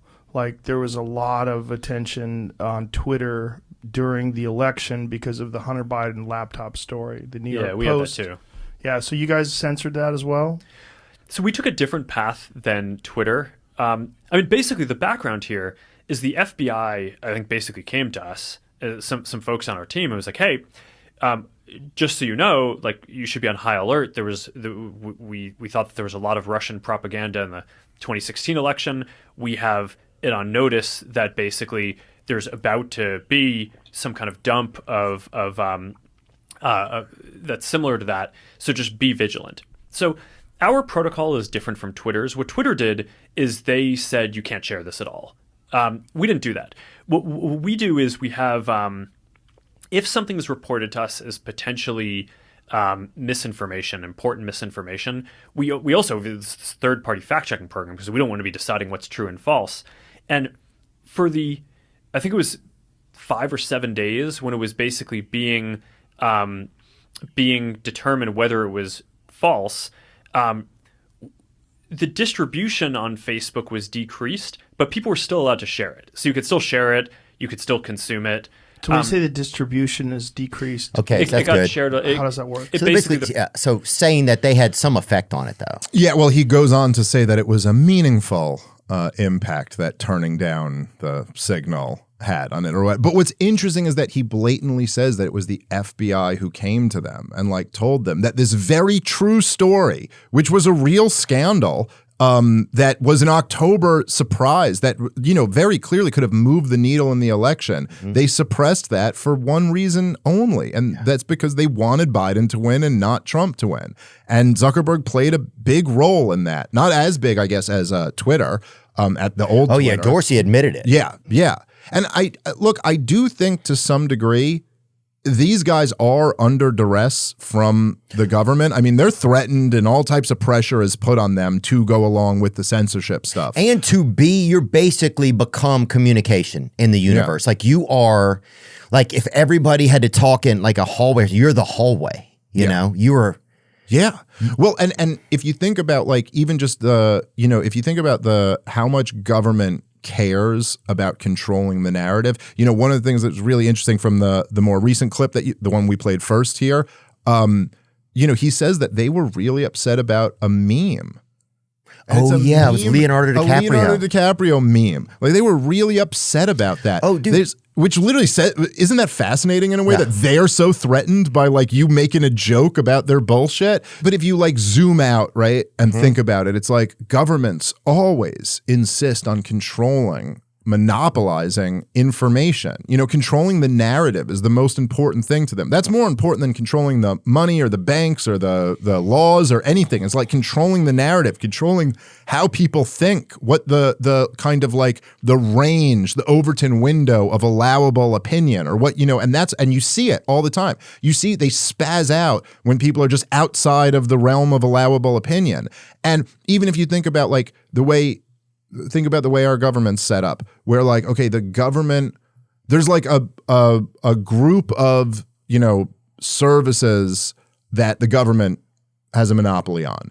And they had a monopoly on the schools, the post office, You know, That's like almost a dump. even it's like wherever the information is coming from, the media, the universities, you know, these are always the things that governments get involved in. And then all of a sudden there's a revolution, and now the the public square is Facebook and Twitter and these social media. So now these people are in control for the first time of this. So of course, and what really happened was after Donald Trump won in 2016, they really started cracking down on them because they they're realized, like, holy shit. the guy who wasn't supposed to win won, and he did it by utilizing social media and going around the corporate media and going around the political machine just to talk right to voters. That really shook them up. And so, yeah, they hauled Zuckerberg and Dorsey and all of them before Congress. They threatened the shit out of him. I'm sure he's right that they were on the phone cursing and screaming at him and putting all types of pressure.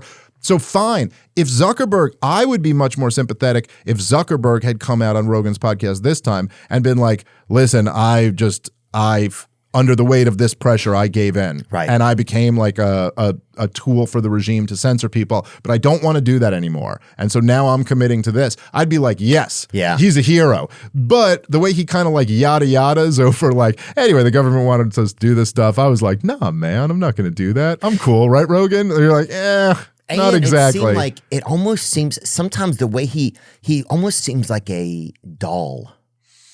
Does he a little bit when you're, and I don't mean it in a bad way. I just mean it in an interesting way. I'm fascinated by the guy. I mean, the guy, I can't imagine what his life is like or what he's like as a person, or what it's like to talk with him. I would love to have that opportunity, but I'm just so curious as to like the pressure, if he feels it.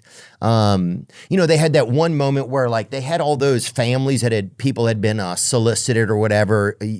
Young people had been caught by traffickers or like approached by traffickers or solicitation, Can you bring that up? It was Zuckerberg before Congress. Watch the moment that Meta CEO Mark Zuckerberg apologized to the families of victims during a hearing on online child safety. That's what it was. National television, would you like now to apologize to the victims who have been harmed by your those product? Show them the vultures. pictures. Would you like to apologize for what you've done to these good people? I'm sorry for everything that you've all been through. It's terrible. No one should have to go through the things that your families have suffered.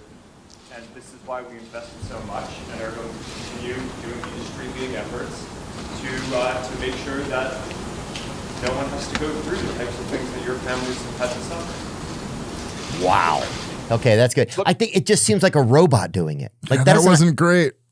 That wasn't a great moment. That's why I wonder, does he feel? It seems sometimes like he doesn't have a lot of feel in him. Yeah, listen, to apologize. I don't even exactly understand what they were like. I think a lot of them like lost parents of kids who got trafficked or something like that. And I'll have to look into that. Yeah. But that also shouldn't be done. Like an apology like that shouldn't be done with reporters flashing. I agree. And all this. I also cannot stand, I'm sorry, but I just hate the grandstanding of politicians in Congress. Like I think Zuckerberg's like response to that should have been like, you preside over the biggest war machine in the history of the world. So if you want to talk about apologizing to innocent people who you got your work cut out for you, you focus on your apologies, but I would love to invite like any of these parents, if they want to sit down in a private room after that, we can have a long conversation about this. I agree. And then like give a real moment, or like, you can't, when someone like loses their kid or their kids or tortured or something, it can't just be like I'm sorry that happened and we are working hard to make sure it doesn't happen in the future. You want to sit down and be like, hey, that's a great tell point. me your story. And like, don't even hear from me. Let me hear from you. You tell me your story, and then I'll try to like empathize with what you've gone through. But geez. Yeah, that's a great point. They shouldn't have put him on the spot to do it right there, because that wasn't really helpful. Because they're not looking for a sincere apology. They're looking for a political stunt to be like, I got Zuckerberg to admit that he is wrong. And the families always get wheeled out for that kind of stuff. And I also don't like that the air is always like, it's always a question of what you should be censoring. And like, listen, I'm sure we would probably agree, right? Like if there are people trying to traffic kids or something like that, like, yes, okay, you'd want to kick those accounts off or report them to the police or whatever. But it's always Congress like talking about how dangerous the freedom that people have is on your site. Oh, it's so dangerous that people can communicate, and you got to clamp down on this. Right. And it's like, personally, I'm much, what is it, the old, I think it's a Thomas Jefferson quote, or maybe I'm getting that wrong, actually. It's not Jefferson. But whatever the quote was like, it might have been Hamilton. But it was like, I'd rather deal with the inconveniences of too much liberty than those associated with too little of it. Yeah. You know, it's like, it's always like, they're always warning you about the problems of too much freedom. Oh, everyone can communicate. That means people are going to come get your kids. I'm like, I'm sure there is that concern. And like, you know, I got little kids. I'm concerned about that stuff. But I also kind of feel like, okay, I'll handle making sure my kids don't, you know what I mean, get, you know, taken advantage of on the internet. And how about the government get the hell out of the way so we can tell the truth? Yeah. It was Thomas Jefferson. See, I should be sure of myself. I would rather be exposed to the inconveniences attending too much liberty than those attending too small a degree of it. Yeah, I agree. Why not err on that side of it? Yeah, Facebook has had issues. I mean, remember when there was a thing where there was like these Kenyans or something. See if you can look that up. They were looking up information. They were using people in Africa to look up. They were the fact checkers or whatever. And I think there was a lawsuit. Facebook content moderators in Kenya call the work torture. Their lawsuit may ripple worldwide. I'm not even sure what happened with this. When was this? Oh, it's 2023. Okay. On the verge of tears, Nathan Nkunzimana recalled I admire you for trying. Oh, thank you. Yeah. On the verge of tears, Nathan Nkunzimana recalled watching a video of a child being molested and another of a woman being killed. 8 hours a day, his job as a content moderator for a Facebook contract that required him to look at horrors so the world wouldn't have to. Now, Nkunzimana is among nearly 200 former employees in Kenya who are suing Facebook. It's so wild. The group was employed at the social media giant's outsourced hub for content moderation in Kenya's capital of Nairobi, where workers screen posts, videos, messages, and other content from users across Africa, removing any illegal or harmful material that breaches its community standards and terms of service. Can you even imagine having to moderate the stuff in Africa? Wait, someone's job is actually to watch a child being molested and then be like, nope, that video can't go up on Facebook? This is bad. The moderators from several, and that wasn't a fun time to joke. I'm sorry. That wasn't funny. And I love Kenya. I've been to Mombasa. I love Puerto Rico. I love it. I've been there. Oh, no. Do not touch that girl. Yeah. You're okay so far. Nope, you are banned. The moderators from several African countries are seeking $1.6 billion compensation fund. Oh, that's a lot of money. After alleging poor working conditions, including insufficient mental health support and low pay. Wow. Wonder what happened to that lawsuit. If you find out that something happened, let me know. But they've had issues over there. And I'll say this. Well, that's not really it. But I can't imagine having to be actual person doing that work. But that's what it comes down to. You're basically having to moderate the entire world of communication. You've taken on that responsibility, you know? Well, and I know that, you know, it was, I think when the, I think it was the Egyptian revolution, which, you know, didn't last that long, but I believe, and forgive me because I'm not the expert on this at all. I haven't read that much about it. But like when they overthrew Mubarak, I think that was like a real genuine revolution where like the people really did agree, like we want this dictator gone. But I remember that this was, what year was Mubarak overthrown? I want to say it was like 2010. 2010, That was in Kenya? No, this is in Egypt.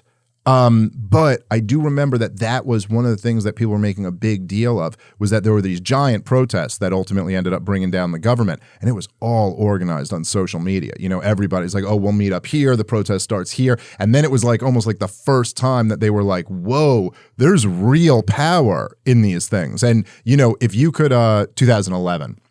So like, oh, the power of social media, you mean? Yeah, that's just like, yo, I mean, you're going to get, if you could overthrow governments with these things, you're going to get, you know, you're going to get a lot of attention from governments who are going to be very concerned about what's going on these sites. Yeah. Well, it's just interesting. At what point do you think that there could be a revolution in America? Because if people don't trust the FBI now, they don't trust the CIA now, you're not sure that your FBI isn't out to get your own. It's like, what is even like, it's right. And then on top of that, like you had say someone like Donald Trump, look, the first time Donald Trump ran, right, all of the political class, all of the media, all of Hollywood, they all said, this guy is unacceptable. You cannot support this guy. He still won, but he also won on like a razor thin margin, lost the popular vote, and just happened to win the right swing states against Hillary. So there was like a little bit of a caveat. But then after January 6th, with how much they pumped into like, this is the worst thing ever, and look at this horrible guy, you could never support him. Then they go after him with the legal cases. Then he almost gets his brains blown out on national television. And then after all of that, all the years of he's a Nazi, democracy's over, he's Hitler, the American people go, well, we like him even more now.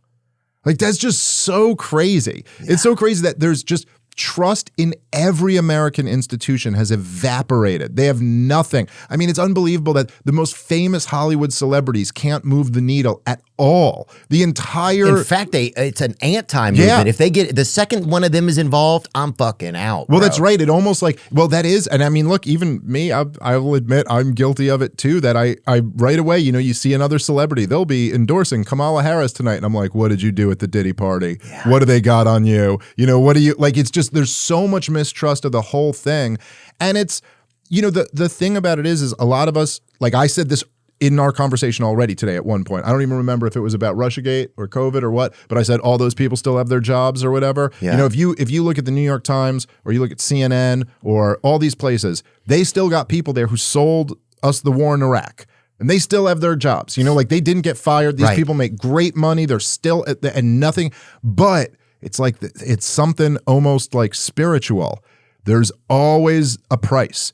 Even if you think there was no consequence, oh, there is a consequence. And so like, you just think for so many years, they lied us into wars, into financial recessions. They lied about everything about COVID. They lied about Russiagate. They lied about all this shit. They lied about Joe Biden not being senile. They lied about Kamala Harris not being retarded. They lied about everything they could think of. Yeah. And there is a price for that. And the price is that no one believes you anymore. Yeah, not even the people that believed you believe you. That's what's crazy. Yeah. Is watching people that were like devout believers come on over and be like, I just don't believe these people. You know? And there's so many people like that. So like, could there be a revolution? I mean, you know, the American government is still so powerful. It's not like they're getting overthrown anytime soon. Right. And we're not saying that, government. No, if the government is listening, I've highly recommend everybody follow the law. Yeah. But there's been a revolution in communication already. There's been a revolution in the media. I mean, this happened a while ago, but after this election, they all kind of admit it. They all kind of admit that like, look, like Donald Trump did like your show and Schultz and that blew Rogan. my mind. And this was a huge factor for him, you know, and this was, and I will say, I think particularly yours was, I mean, obviously Rogan's was humongous, but particularly the interview with you saw like a much different side of Donald Trump than I'd ever seen before. And that's crazy. It's crazy that there's been this revolution. It's crazy. You know, there's not a lot of people where I'm from who even get to ask questions a lot of times. I don't think there's not a lot of people where I'm from who ever even get to raise their hand in front of a president and ask a question about something that means something to them. You know, a lot of times, you just get pigeonholed into being some type of way. And so then as a person, as part of even just a group, you start to feel like, well, I don't even fucking exist. You know what I'm saying? And I think that's part of how I always felt my whole life. Nobody gives a fuck about a poor off white kid. Dude, you know what I'm saying? That's the last fucking group. And so, yeah, I think, I don't know. I don't know what I'm saying, man. Well, I think it's a really great point. I mean, if you think about it, like at least my whole life, right? Well, finally we made our own voices because you don't even see that I am a voice. You don't even think I have a fucking voice. And so finally, you don't think I'll work hard enough to fucking put my voice out there. Dude, they called it flyover country. Yeah. That's what they call it, flyover country. And what is flyover country? Everything except New York and LA. I know. Right? The whole rest of this annoying country that you got to fly over on your way from New York to LA.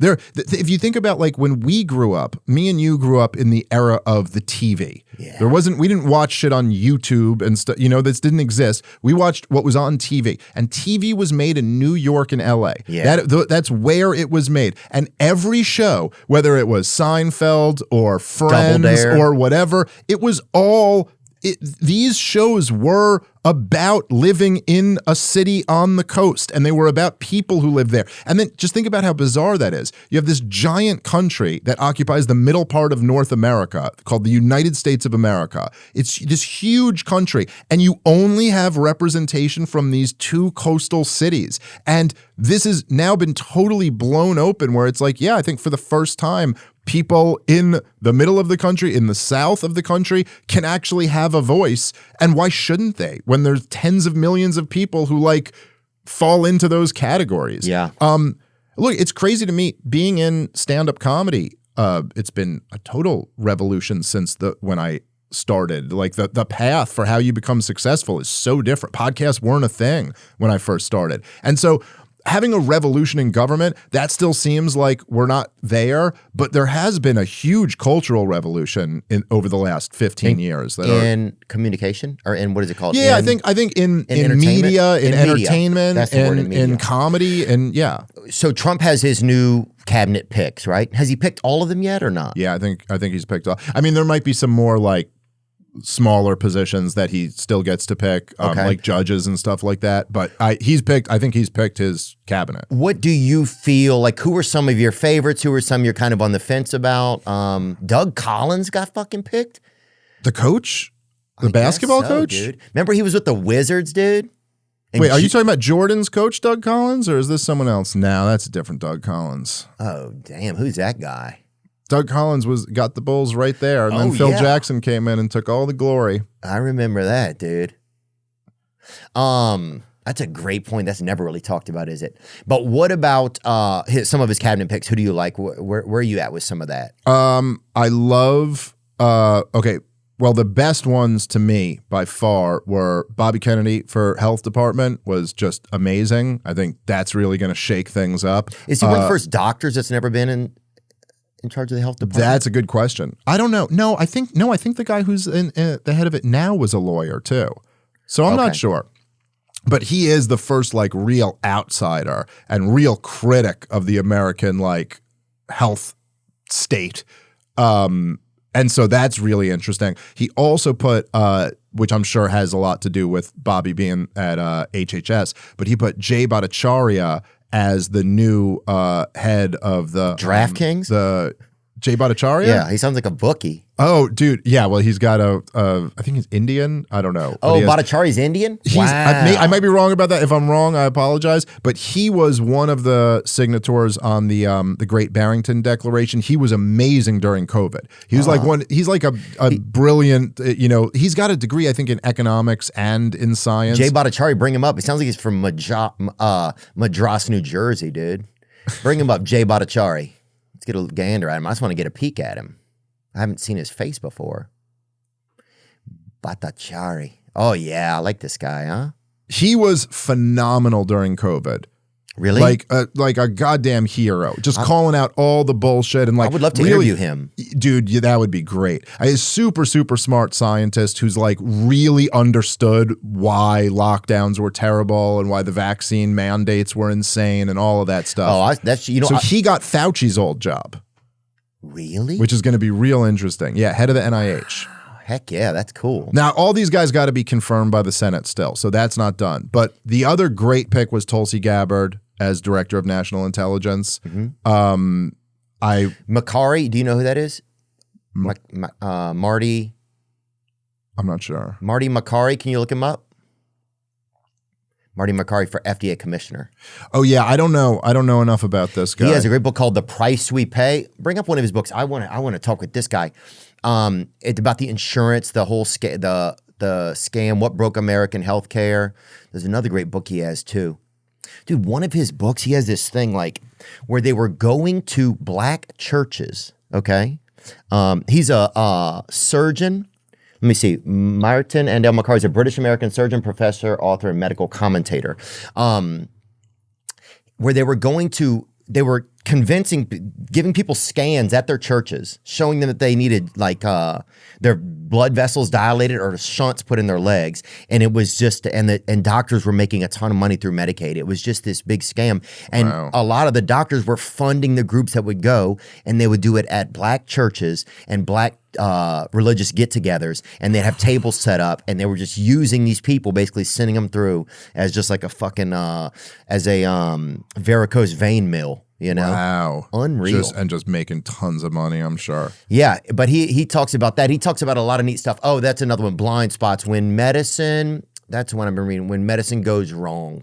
That's one that I've been reading. But he seems like an interesting guy. But he got put in. That's one I'm excited about. Gabbard, you said. Who else is in there? Kash Patel, who's took over the FBI. Oh, really? FBI director, he was a huge critic of like Russiagate and a lot of the crazy stuff that a lot of the election interference that the FBI has been doing. Again, you know, we're going to see how there were reports out. I'm not sure if this is true or not, but that Tulsi Gabbard was saying she's changed her mind on government surveillance and now she's okay with the intelligence agencies spying on us. You know, DC has a way of poisoning people. But how does that happen? But also, I'm not throwing her under the bus or nothing like that. I think maybe she's saying what she needs to say to get confirmed, and then she'll do some really great stuff. Once Could that be something that happens? Quite possibly. It's hard to say, but it is like. There's all types of pressure, and then there's probably pressures that I don't know about at all, that when you're actually on the inside, there's probably all types of threats and things like that you got to deal with. So I think these picks were all very, very good. He had a bunch of really bad picks that I did not like. Let me see. Let's finish this one, though. Gabbard, 43, was born in the U.S. territory of American Samoa, raised in Hawaii, and spent a year of her childhood in the Philippines. Yeah, she's definitely, I love the way that she talks. You know, I love how just her own, she always seems to have her very own voice. But when you get in, like, who compromised? What do they use to compromise, you think? That's what I always wonder. I mean, I don't know. Do you think they just say, you're going to have to do what we want or we're going to kill you? You think that's what it is? It's possible. I mean, I wouldn't put it past some of these people. There are a lot of killers in our government, you know. I also think that sometimes it's just the way the machine works.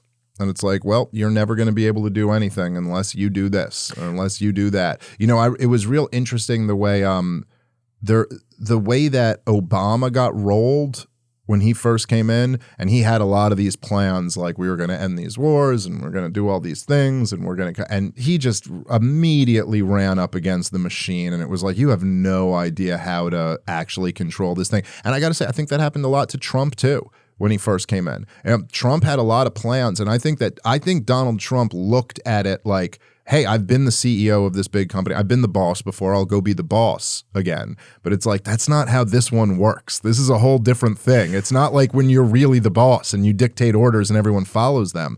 And Donald Trump, he ran in 2016 on what was such a great idea at the time. And he used to say this on the campaign all the time in 2016, because back then the war in Syria was still going, well, it was like raging.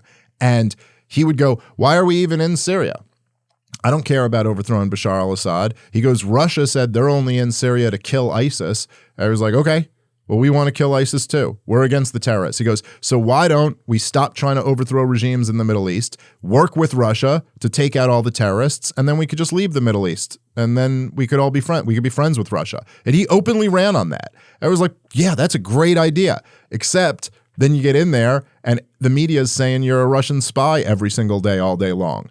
So now how are you going to make a deal with Russia? Right. When everyone's saying you're a Russian spy. Oh, they tricked you then because if you make a deal with Russia, that'll just be proof that you're a Russian spy. And so then Donald Trump went, no, I'll be hawkish toward Russia. And so he went out of his way to prove what a Russian spy he wasn't, which is like, oh, so they got you. So you couldn't do what you wanted to do, right, and instead you got to do this. But this time they may not have the value of the media. Well, they for sure don't. I mean, I think, and unless they come and kill all the podcasters and stuff, do you think that they could do that? Have you ever worried about your own safety? No, I don't know. I've always felt like I fly at a nice, I'm far enough from the sun that I'm okay. Yeah, same. I don't know what I'm even doing. Yeah, well, right. So I'm not, and also I do think like there's too many of us, and I think like the toothpaste is out of the tube on this. And I think even they've finally realized that like, even if, it was funny when they were coming after Rogan a couple years ago, when there was that major push and the artists were, Neil Young was saying, I'll take my music off Spotify or whatever. Yeah. I remember talking about it then. And you're like, so what do you guys even think happens? Like, let's say hypothetically you could take Joe Rogan out, right? What do you think? His audience goes back to CNN? You think everyone who was listening to that is going to go, okay, I guess we plug back into the Matrix now? They're just going to find somebody else. They're going to find someone else, probably more radical. Yeah. You know what I mean? Probably not less. And so I think they even kind of know they can't really, stuff. But I think the two things that make it that make the dynamic very different this time for Trump. Well, like you said, it's that the corporate media has been destroyed. But the two things that really destroyed them since the first Trump presidency to this one is Russiagate and COVID. They were such big stories, and they got them so wrong. And everyone kind of knows it now. Like nobody believes in Russiagate anymore. No one on television is going, a Russian spy is about to retake the White House.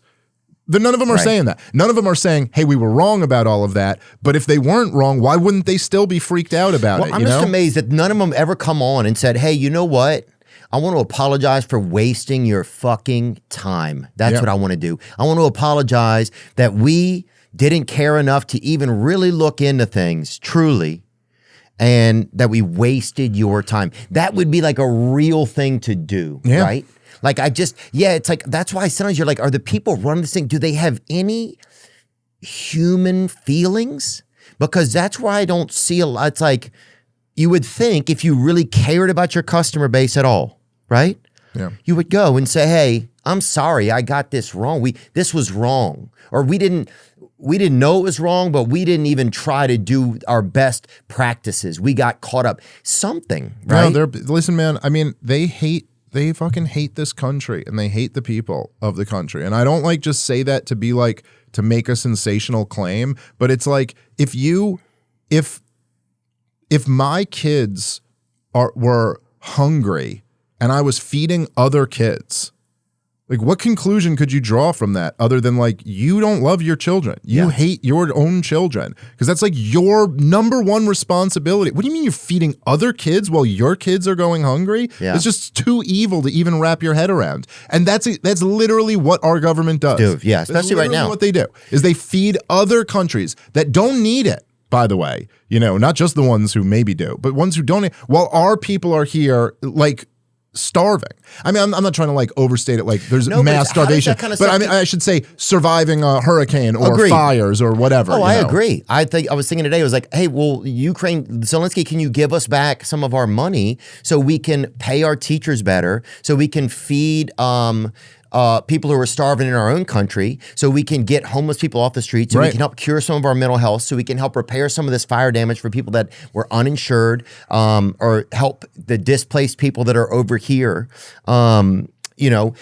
Just countless things. I mean, I could go on and on, but it's like, it just feels like we're just being money laundered a lot of times. Well, even just and to like and I know those people have problems, but it's like, the perfect example for me was that Karen Bass lady with the LA fires, right? I never heard of her before, and she seems like a nice woman. I bet she's a great woman.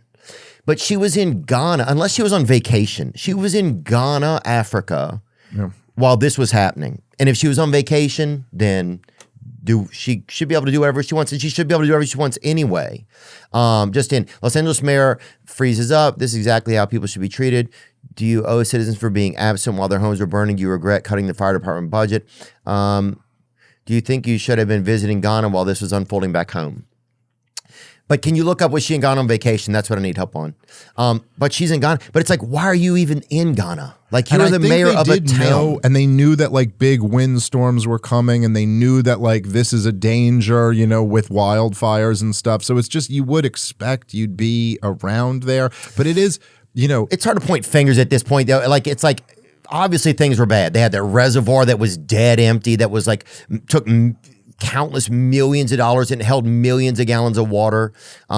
Just a lot of I don't know. It's heartbreaking. What's happening out there is heartbreaking. But that's the weird part. It's like, why is she even? We have. How much do the people have to suffer or be struggling in our own country for our own country to be like here? And how are we electing these people that aren't saying, here, America, we're going to help you first? Yeah, it's unbelievable. It's totally outrageous, man. How is that happening? I just don't understand how it's happening. Well, I mean, I do think perhaps it's kind of like what you said earlier. Like part of this is that we have just like acquired such a level of wealth and power as a country that it's almost like, the politicians who now control the tax base of the American people, they feel like gods where they're like, we can do all of this stuff. I mean, I remember when, and I think this was sincere. I think Joe Biden actually heard and understood this question and had a moment of being lucid. But it was when the war in Gaza first broke out, and some reporter asked him and was like, they were like, well, you're all in on this war in Ukraine. You've already given them hundreds of billions of dollars, and now you're saying you're going to support Israel. Like, are you sure America can take on another war that we have to foot the bill for now? And he goes, of course, this is the United States of America. Of course we can do it. Who said that, Ricky Gervais? Joe Biden. Joe Biden, sorry. Yes. And I'm sure in some way Joe Biden believes that. Joe Biden is a child of the unipolar moment after the Soviet Union collapsed and America is dominant. Right, we can do whatever. We could do anything. This is America. We could do whatever we want to. It's like you just haven't updated this script because it's 30 years later now. And no, we can't just do whatever you want to. And, we just found out through this, it's like, okay, yeah, we could do whatever we want to, but we can't tax people enough to raise the money and we can't borrow enough to get it. So we have to print the money. And then we deal with this price inflation we've been dealing with for the last few years. It just destroys working class people. And it's like, yeah, I guess if you don't care about that, we can do it. But if you do care about that, then actually, no, we can't. We don't have limitless funds. And I'll just say with this, right? Look, you think about the United States of America, the federal government, it's the biggest, most powerful government in the history of the world by far, by any metric. And yet, as we're doing everything, as we're backing the war in Israel, as we're backing Israel's war, we're backing Ukraine in this war, we're overthrowing regimes all around the world. We're talking about they have a summit where they talk about what the temperature is going to be in 100 years. The government's trying to manage everything. And yet, the most basic functions of government have all gone to shit. We can't win our wars. We can't balance our budgets. Dude, we can't protect our borders. Post office sucks, dude. I was in the post office 3 weeks ago, right? There's a I don't want to say homeless, but pretty homeless guy in there, right? Yelling over and over again, right? Just yelling it into the fucking distance or whatever. And dude, I'm second in line, right? So I'm like, ugh, but nobody even came to help him. We're in there for 7 minutes. I just walked out. I'm like, that's the thing. But that's the U.S. postal system in a nutshell. And California is a little microcosm of this, right? It's the biggest state government, has the biggest budget of any state government. And they're trying to turn our whole country into that. They're trying to do everything. They're trying to say, oh, we're going to have electric cars and we're going to have a new power grid and we're going to have all of this. Meanwhile, the most basic service, make sure your fire department has enough water in the area that is known for wildfires spreading. The most basic thing you fail miserably at. And then you're going to talk about all these pie in the sky visions of how you're going to run the world and do all this shit. And it's like, no, you're not good. You're not good at this. You're not doing anything right. And there is something interesting about that where it's like when you try to take on way too much, you end up failing at the most basic responsibility that you have. Yeah. Oh, always. Yeah, man, it's wild. And also, when you position yourself as this, we will handle it all, you don't let other societies and cultures kind of create their own narrative and wherewithal for themselves, Yeah. In a weird way, Oh, I think that's absolutely right. Yeah. Oh, I think that's true. That's true, internally in America and throughout the world. But even you see in America, the rise of the welfare state, when it was really in the 60s and 70s when welfare became huge, and then churches get diminished. You know, it's like, oh, because that used to be Right. what people would do if they needed help, is they'd go to the local church and kind of ask them to help. So it's like, oh, as you try to take care of everything, you end up killing and boxing out this other more organic thing where the people themselves would actually figure out like who in the community needs help. that You know true? what I mean? Is pornography causing a problem in your life? Do you find yourself watching porno for longer periods of time and having trouble stopping? Is porn affecting your relationship or dating life? Well, you're certainly not alone. Watching pornography has become so commonplace today, and oftentimes men use porn to numb the pain of loneliness, boredom, anxiety, and depression. Shame and stigma prevent men from talking about these issues and getting help for them. I want to introduce you to my friend Steve. Steve is the founder of Valor Recovery, a program to help men overcome porn abuse and sexual compulsivity. Steve is a long-term sexual recovery member and has personally overcome the emotional and spiritual despair of abusing pornography and has dedicated his life to empowering men to do the same. Steve is an amazing person, and he is a close friend of mine. I mean that. Valor Recovery helps men to develop the tools necessary to have a healthier sex life. Their coaches are in long-term recovery and will be your partner, mentor, and spiritual guide to transcend these problematic behaviors. To learn more about Valor Recovery, please visit them at www.valorrecoverycoaching.com or email them at admin@valorrecoverycoaching.com. Thank you. I saw a lot of people got fucked up out there in LA. I saw Whitney's video. I felt awful. Yeah, Whitney's had a lot of videos. Yeah, she has. Well, I meant the one where she was crying and stuff. Was Oh, real I didn't sad. see that one. Or maybe I did. I'm sorry if I did. I've watched a couple of hers. I wake up at about 5:15 and watch TikTok for like 40 minutes every night. So I'm not Get it while you can. I know. I'm not doing that good. Here's one thing. Yeah, play that Mel Gibson right there. I just love the way he communicates. Okay. I have 3 friends. I'll tell you a good story. Okay. I have 3 friends. All 3 of them had stage 4 cancer. All 3 of them don't have cancer right now at all. Preach. And they had some serious stuff going on. And what did they take? Jesus. They took some, what you've heard they've taken. Ivermectin, Fenbendazole. Fenbendazole. Yeah. That Yeah, stuff. I'm hearing that a lot. They There's- drank hydrochloride something or other. There's studies on that There's- now where people have proven that People they've drinking methylene yeah. blue and stuff. Okay, hold on. hold on. methylene blue, which was a fabric dye. Okay, stop. Now we're getting into Breaking Bad territory. That's part of that's the wild part of that, you know? Yeah, look, man, I mean, my default on this is to go, I probably think that's not true. Like, I don't know, but I also do. I don't know a lot about like medicine and the health stuff, but I will say my eyes were definitely opened over COVID to like how corrupt the whole thing is. And so it is almost like now when people say stuff like that, I'm a lot more be like, all right, I'm listening. Yeah. Like maybe.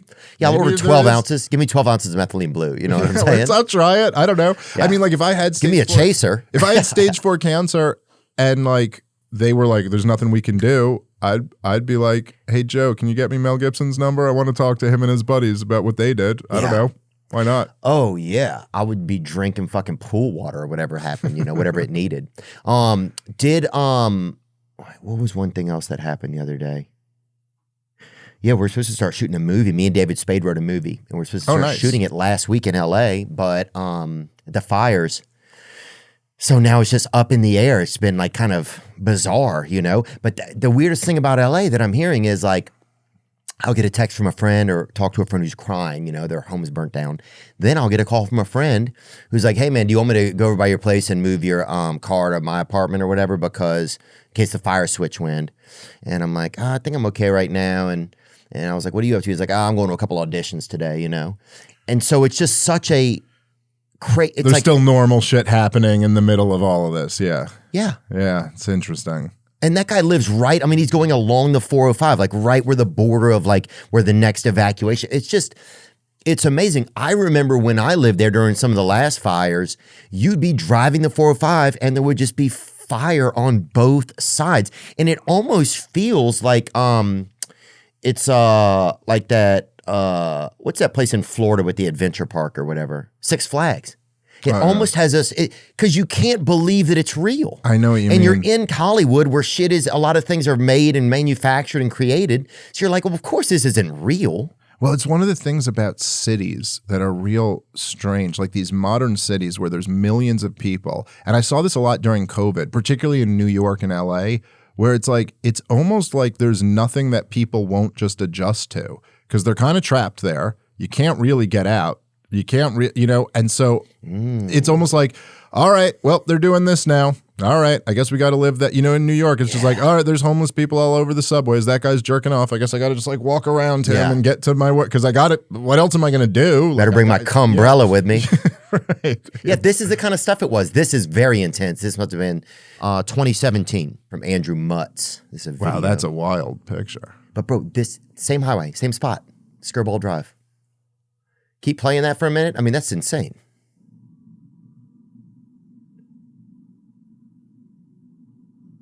Like, how should you be able to drive this close? It just,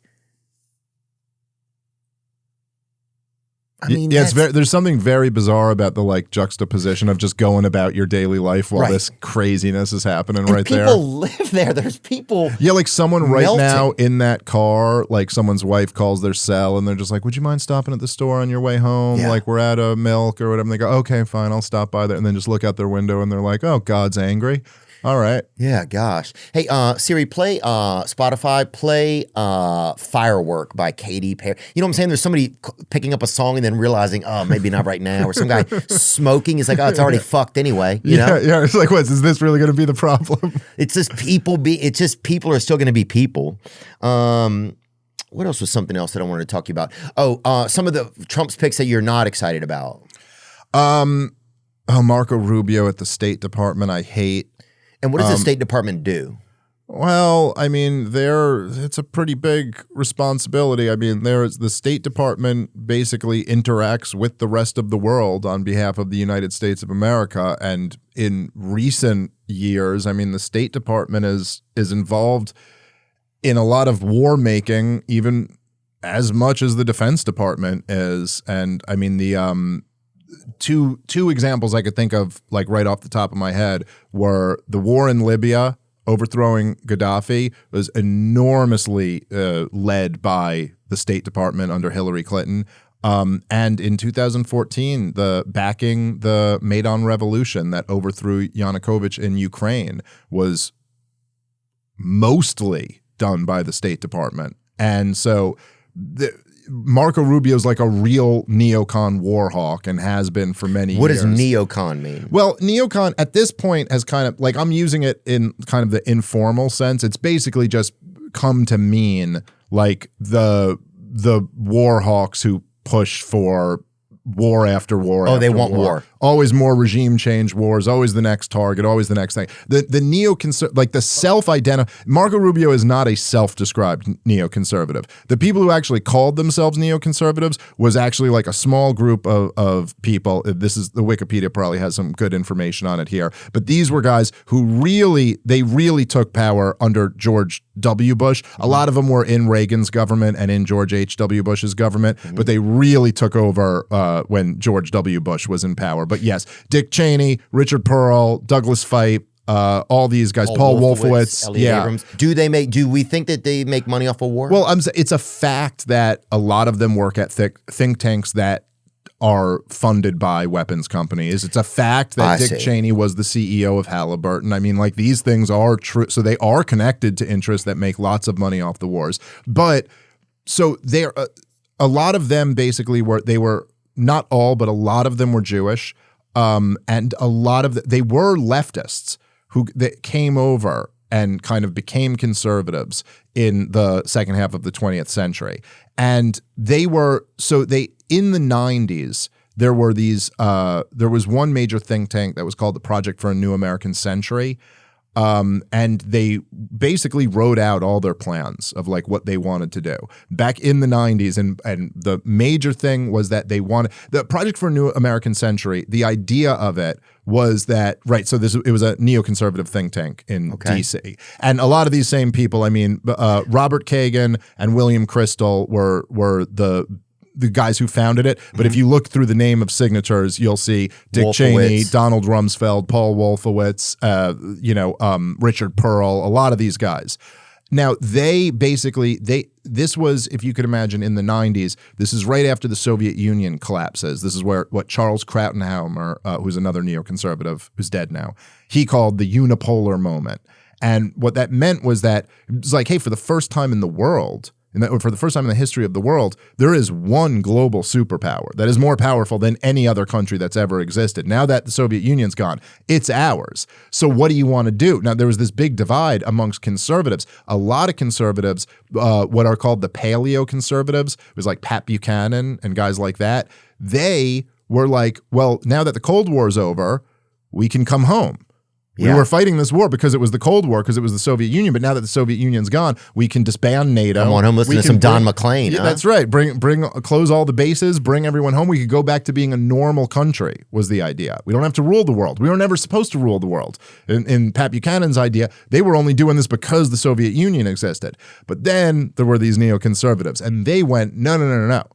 Now that we control the world, we have to come up with a project for the new American century. We want another century. The 20th century was dominated by America, and we want to make sure the 21st century is dominated by America. And this is, I'm not exaggerating. You can go read these papers. You can go Google Project for a New American Century, and you can find all this stuff. And they said their plan was, they were like, look.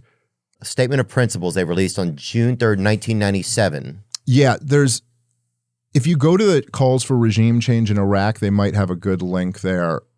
That would be like the document. I'm just blanking on the name of some of the documents that they put out. But they basically said, no one can mess with us. And so what we need to do right now is we need to have multiple wars in the Middle East.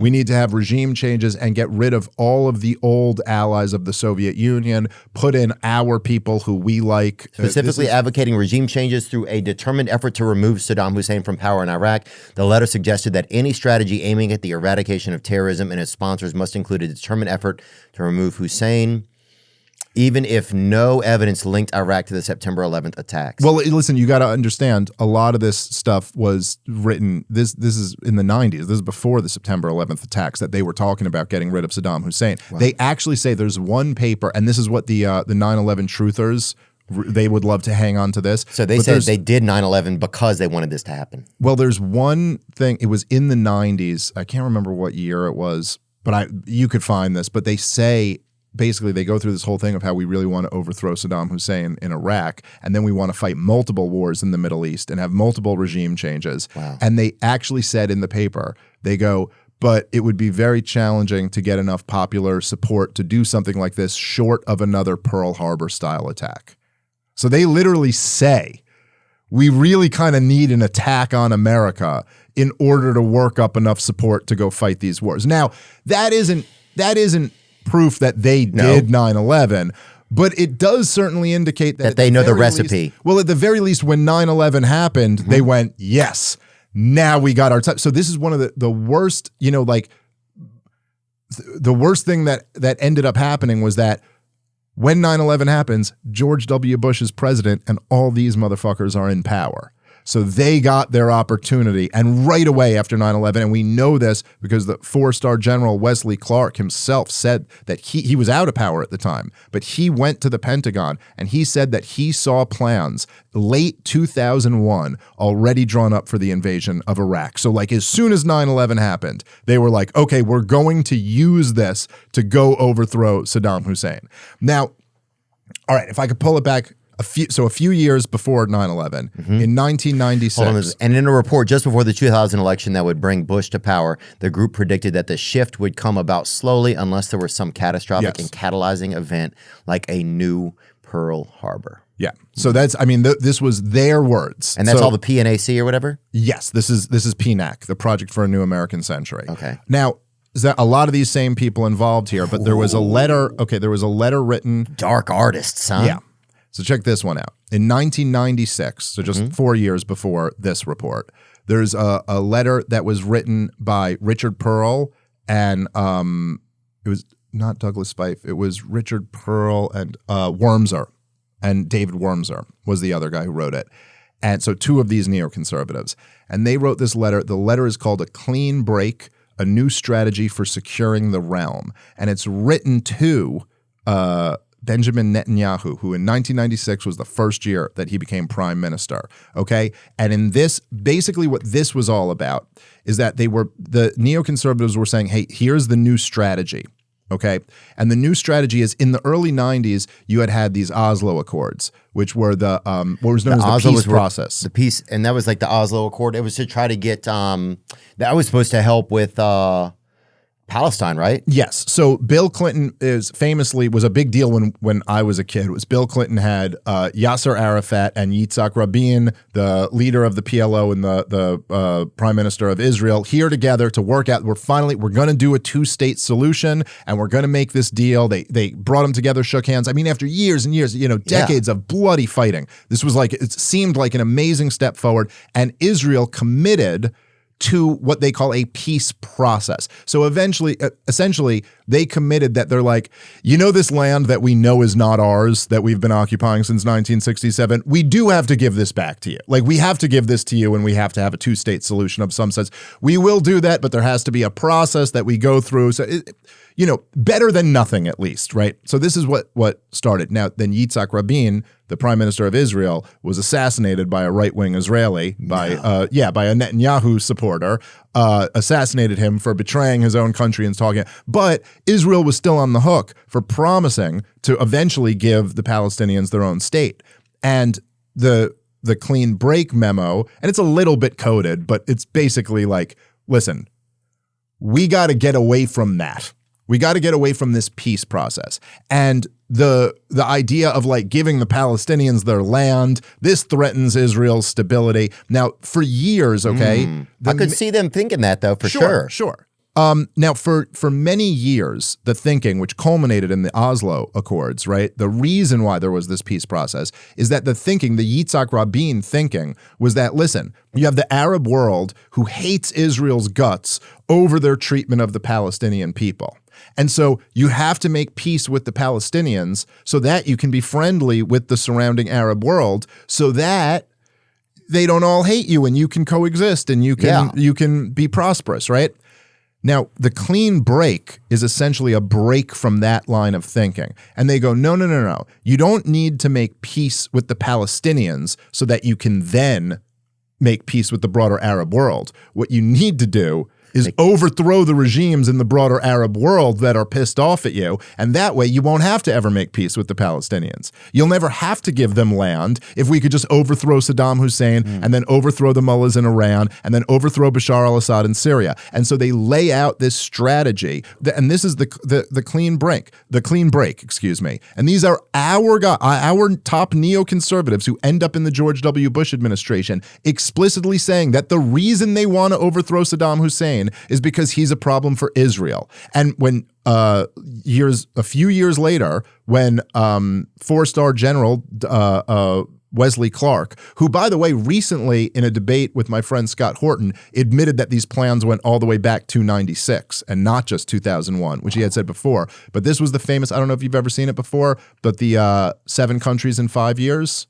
So this is Wesley Clark. You can pull up this video if you want to. It's pretty interesting and has a lot. This is when are we really down a rabbit hole right now? Yeah. We are? Well, this is when you told. This is when Rogan told you, if you want to talk about Syria, I'll take you down a rabbit hole. So here's the rabbit hole. 11.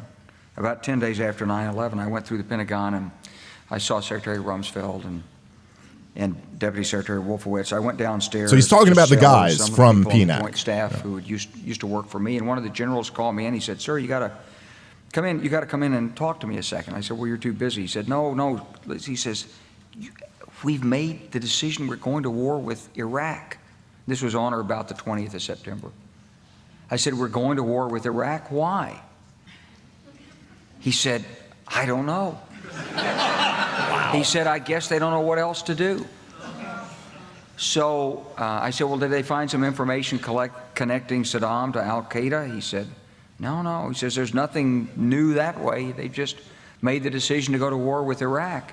He said, I guess it's like we don't know what to do about terrorists, but we got a good military and we can take down governments. And he said, I guess if the only tool you have is a hammer, every problem has to look like a nail.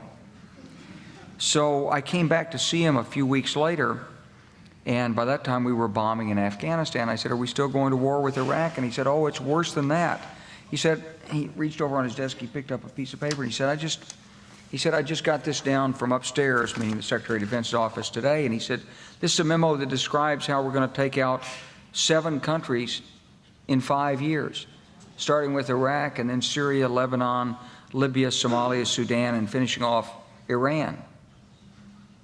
I said, is it classified? He said, yes, sir. I said, well, don't show it to me. And I saw him a year or so ago, and I said, you remember that? He said, sir, I didn't show you that memo. I didn't show it to you. I'm sorry, what did you say his name was? I'm not going to give you his name. So that's essentially the part to show. But so this. And is he joking around, you think, or he's being serious? Oh, he's being serious. He was just asked about it recently, and he was like, oh, yeah, no, this happened. And he actually said in this more recent, he had a one-on-one debate against Scott Horton. And he, when Scott brought this up, he goes, it actually went back further than that. I had seen those plans back in '96. It was the neoconservatives, right? And so the neoconservatives, the ones who were in charge of the W. Bush administration, or were at very high posts in that administration, this was their plan. And as they had mentioned in the clean break, explicitly for Israel. Like, it was to change the dynamic so that Israel, we would take out all of their enemies and put them in a situation where they never had to come through on the peace process.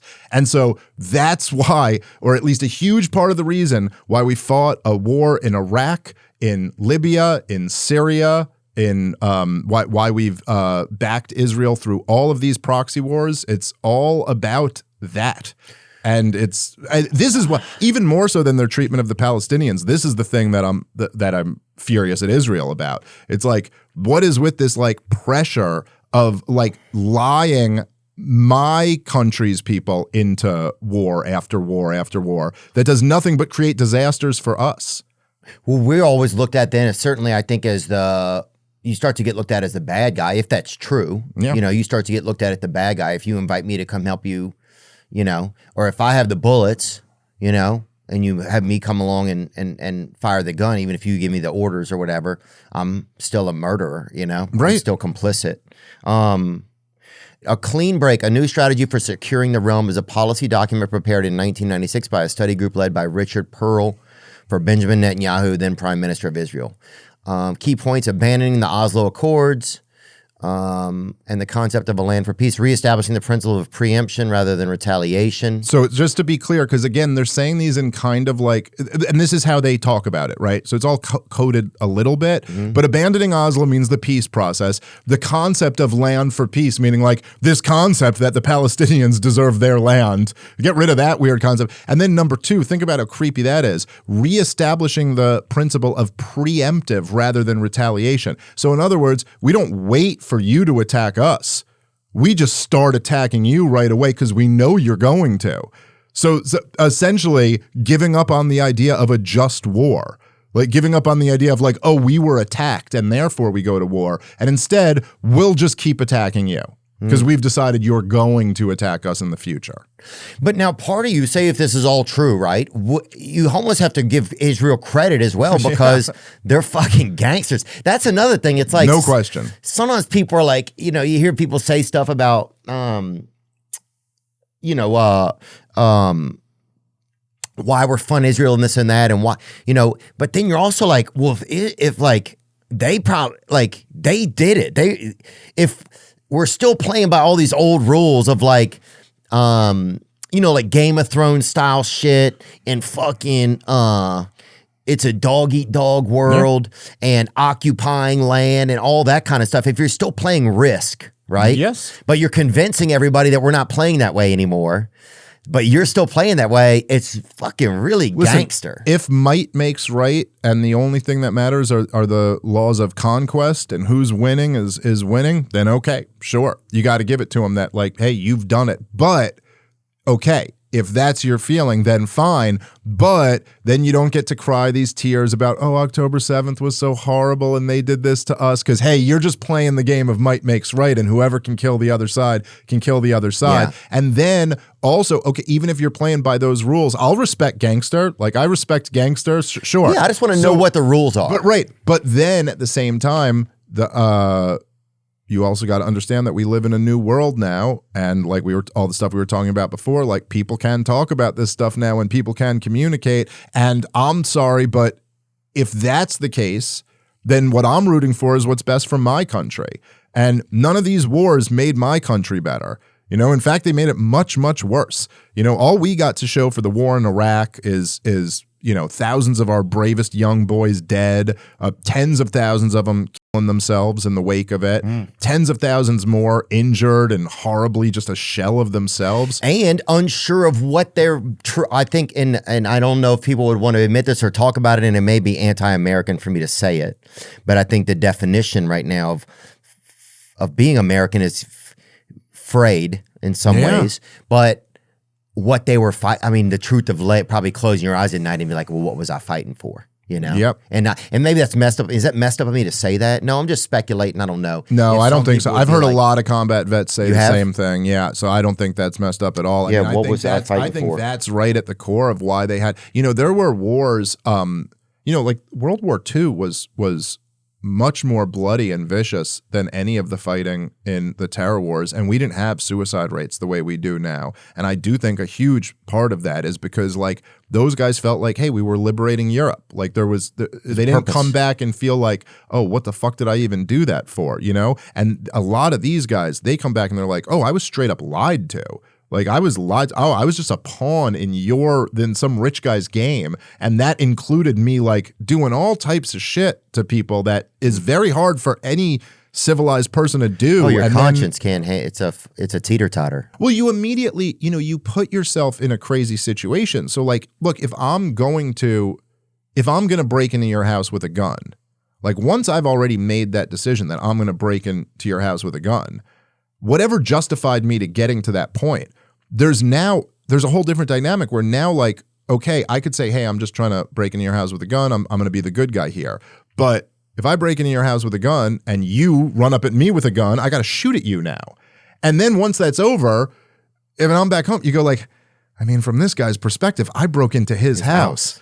Who was really the aggressor here? I mean, sure, I shot him because he raised his gun at me, but really, I was the one who went. And so this is what it's like for an invading arm. And also, it's not. And what were we even doing there? Right. And when you find out that a lot of the people were Saudi Arabian or something and we didn't even deal with it, it's like, what was going on? Yes. Oh, I can't even imagine. And it's also like there's something to be said for the, you know, even if you fought a guy, let's say like, you know, back in your drinking days or something like that, you got into a bar fight or something like that, and you fight a guy who's around your size, you know, and you end up like winning the fight even. It's like, there's still something different about that than if you just went and beat up a dude who was like a third of your size. You know, like at least when we fought in World War II, the Nazis were very powerful. It was early in the war, it wasn't clear exactly who was going to win. But Iraq, you know, for the U.S. military to go fight, it's like, come on, dude, this is a joke. We took down their government in a matter of weeks. Well, remember they had those videos of them training on like jungle gyms and stuff. Remember those videos? Oh yeah. Well, I think that was like Al Qaeda or something like that. But yeah, it's still like that was the monkey bars or whatever. It's all just so ridiculous. There's no way you're gonna go fuck those people up and not be left with a little bit of a feeling like, fuck, we beat up the what did I kid. just do? Yeah, we beat up a weak entity. Yes, yeah. Damn. Who were some Trump picks, some other cabinet picks that you're not sure about, you feel like? I know, I'm blanking on his name. I know his national security advisor I really didn't like, and I heard some statements from him that I didn't like. You know, Pete Hegseth was an interesting one. I don't really know enough He's from about Montana? him. Is that guy? Is he from Montana? I'm not sure. I know he was a Fox News guy for a long time. I've met him a couple times. Former Georgia congressman is up first. Let me see. What to know about Pete Hegseth? Trump's... Hegseth, 44, has developed a close rapport with Trump. a military veteran and popular conservative media personality with a large following of his own. Yeah, well, he hosted like the Fox Morning Show for years. Oh, I think I remember who he is now. America's white sons and daughters are walking away, and who can blame them? Well, I think he's talking about the military. Yeah. Yeah, no, he was, so I met him back in, I want to say like 2016 or something like that. And he was like, I think he had pretty standard like Republican, politics. I think he's from what I've heard, he's kind of changed a bit over the years and has become much more skeptical about a lot of the wars. I do remember, this is one moment I always thought was really interesting, that I saw him on one show on Fox News, and this was such a not Fox News type thing for him to talk about, but he brought up and went into pretty graphic detail the epidemic of warlords raping little boys in Afghanistan. And this was a major thing that a lot of the guys who served in Afghanistan talk about. But so when we were against the Taliban, we were trying to overthrow the Taliban, and a lot has been made in America, and rightfully so, about how the Taliban are really brutal on women's rights. They don't let girls go to school. They don't let women have any type of freedom. However, on the other side were these tribal warlords who we were propping up. And it is true that they would let the little girls go to school, but they would also rape the little boys. There's like an epidemic of it, and they'd bring them. And so the dynamic was that our soldiers over there weren't allowed to say anything about that, because they'd be like, well, listen, this is their customs and their way of life. And so they would talk about how they could hear the screams from the little boys, like in their rooms and stuff. And so he talked about it on Fox News, which just kind of gave me the impression that I was like, oh, maybe this guy is willing to kind of like tell the truth in a thing where it's a little uncomfortable in an audience that isn't typically used to hearing that. So we'll see. I don't know, though. He used to really support the wars. I'm not sure where he is now. Interesting. Wow, there's a lot going on, huh? Yes. Do you think that that things are going to be different this time? Do you really think that, say there is this deep state, right? Do you think we can really get away from it, or is it just a lost cause? And sometimes it's like, I almost just wish my thing is, I just wish they would, I just want to know. I don't like not knowing. Just tell me. I'll do whatever. I'll do the game. You know what I'm saying? But tell me what the game is. Tell me what the rules are. I understand that impulse. I think the best part of Trump winning is that it's been the cultural effect of all of it, I think, has been amazing.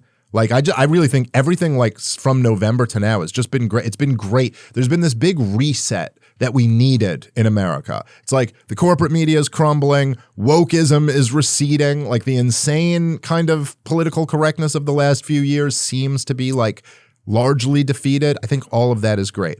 I don't think the deep state is going anywhere in the next few years. But that I don't like I'm very optimistic long term. I think that it's easy to say like, we're never going to beat this thing, and it's always going to be this way. They have so much power, we have so little. But the truth is, like, communism fell, slavery was abolished, America declared independence from the British monarchy. These things all would have seemed impossible, and you could have easily said, "Oh, this is just going to be here forever. It's just the way of the world." But it wasn't. Those things are gone now, and I think there's no reason why America can't have like a great kind of a great reformation, a great return to the best things about America, a huge increase in liberty and decrease in awful state corruption. Like, I don't see any reason why that can't happen, especially when they don't have the propaganda machine anymore. Yeah. Yeah, and I think, I've always thought like the sand, like it all gets remembered, right? Like, I think sometimes it's like, is America still suffering from like what it did to the Native Americans here, And I know that's kind of wild, but they had like there was a line that they put, I think it was around the Mississippi, called the something frontier, General Frontier or something, where they're like, it was just a deal that they'd made with the Native Americans. We promise we will never cross here. This is your land. It will always be your land. And then within 30 years, it was like, and it's like, I just feel like the ground remembers. It's like, sometimes it's like you can't completely escape sin, I don't think, or wrong. I don't think you can completely escape, but you can feel like you can, and you might in your generation, in your life. But what you're going to leave is something that's not, it's in the end, it all has to be even. And so I just feel like, like the ground just keeps the score. Yeah, there was something, was it to you?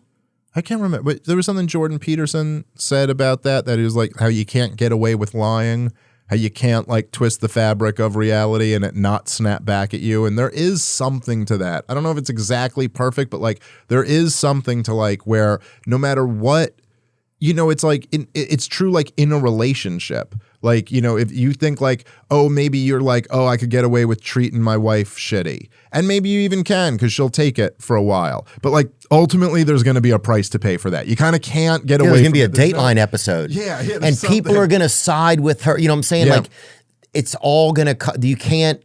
Well, it's the same way you could stay up. You could stay up for 3 days in a row and not sleep. But then like on that fourth day, you're going to just fall out and be in deep, because like you owe REM sleep. Right. You owe it. Like the universe has a receipt for you of REM sleep that you owe for the last the invoice. And there's something about how like, it's like, okay, I could go on my treadmill right now and like go run for 20 minutes and that will suck. I hate those 20 minutes when I go run on my treadmill. Or I could eat a big piece of cheesecake and just love the next 20 minutes and feel so good. But there's going to be a price to pay for that. You know what I mean? Like I'm going to feel better about myself. I'm going to be in better health if I do the running. There's just this weird thing with the universe where it's like you kind of can't cheat the system. And if you try to cheat the system, there's always a price associated with it. And now you owe that price. It may come later in life. It may, whatever, like if I want to like, whatever it is, if I want to be really shitty to my wife now, it's like maybe I think that gets me some advantage in the short term. But then when my son's older and he remembers that and he hates me, it's like, oh, okay, there's the price for me not being good to his mom. So you always like in life in general, you're always better off if you err on the side of like doing the right thing so that you don't owe these prices later in life. I see it all the time. You see it with like old men who were like shitty drunk dads and now they're alone and they're old alcoholics and you're like, oh man, the ultimate loser here is you. Like you got like a grandkid you never met, and it's like you can't cheat this game. So you're better off just doing the right thing and not accruing all these debts. Yeah.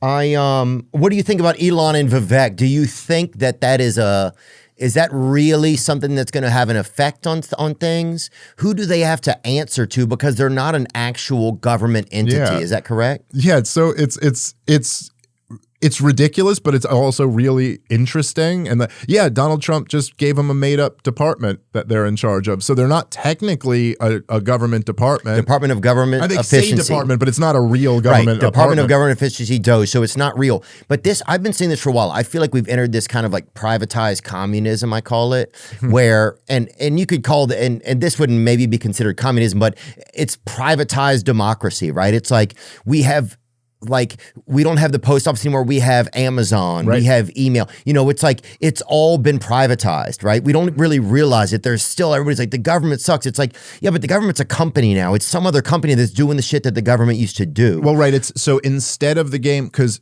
what it is that in most people's minds, they have kind of roughly, at least, the idea of like capitalism versus socialism. And I understand, I'm speaking like with a broad brush here, but like they're like, okay, so like on one hand, you have like the government isn't involved and it's all like competition in private companies. And then on the other hand, you have like the government's much more involved and the government takes over these services. But really what we have isn't either of those. What we have is gigantic multinational corporations that long ago bought off the government. So you have this huge government that's involved, but it's just working for these private interests. Right, it's just wrapping paper. Everything. Exactly. Yeah. So like I think that's exactly the correct way to look at it. But the belief is that we still have this thing of freedom, and you still do kind of have democracy in some ways, right? You could still run for an office, you could still vote for someone. But it certainly feels things feel more manufactured.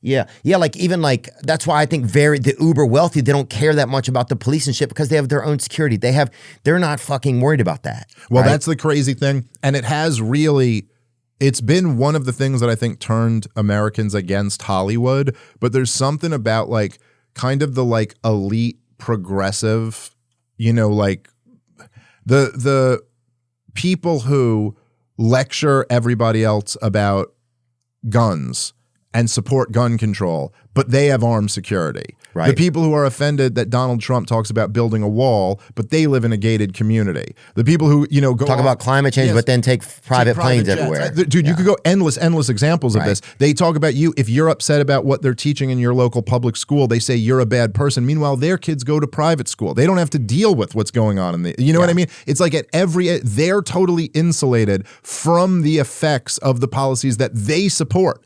And so, anyway, to go back to the Doge thing, what I think, so I had dinner with Vivek like a couple months ago. People say he's a neat man. I never met him. I like him a lot. I've gotten to know him pretty good over the last year. Is he Bangladeshi or Indian guy? He's Indian, but he's American. He was born here. Yeah. But he's first off, he's brilliant. He's very, very successful. And I will say, I won't like divulge too much stuff that we said in private, but he is really big on this Doge thing. And he's like, listen, man, me and Elon got some tricks up our sleeves and we're going to be very effective with this. Essentially what they're going to do is make policy recommendations.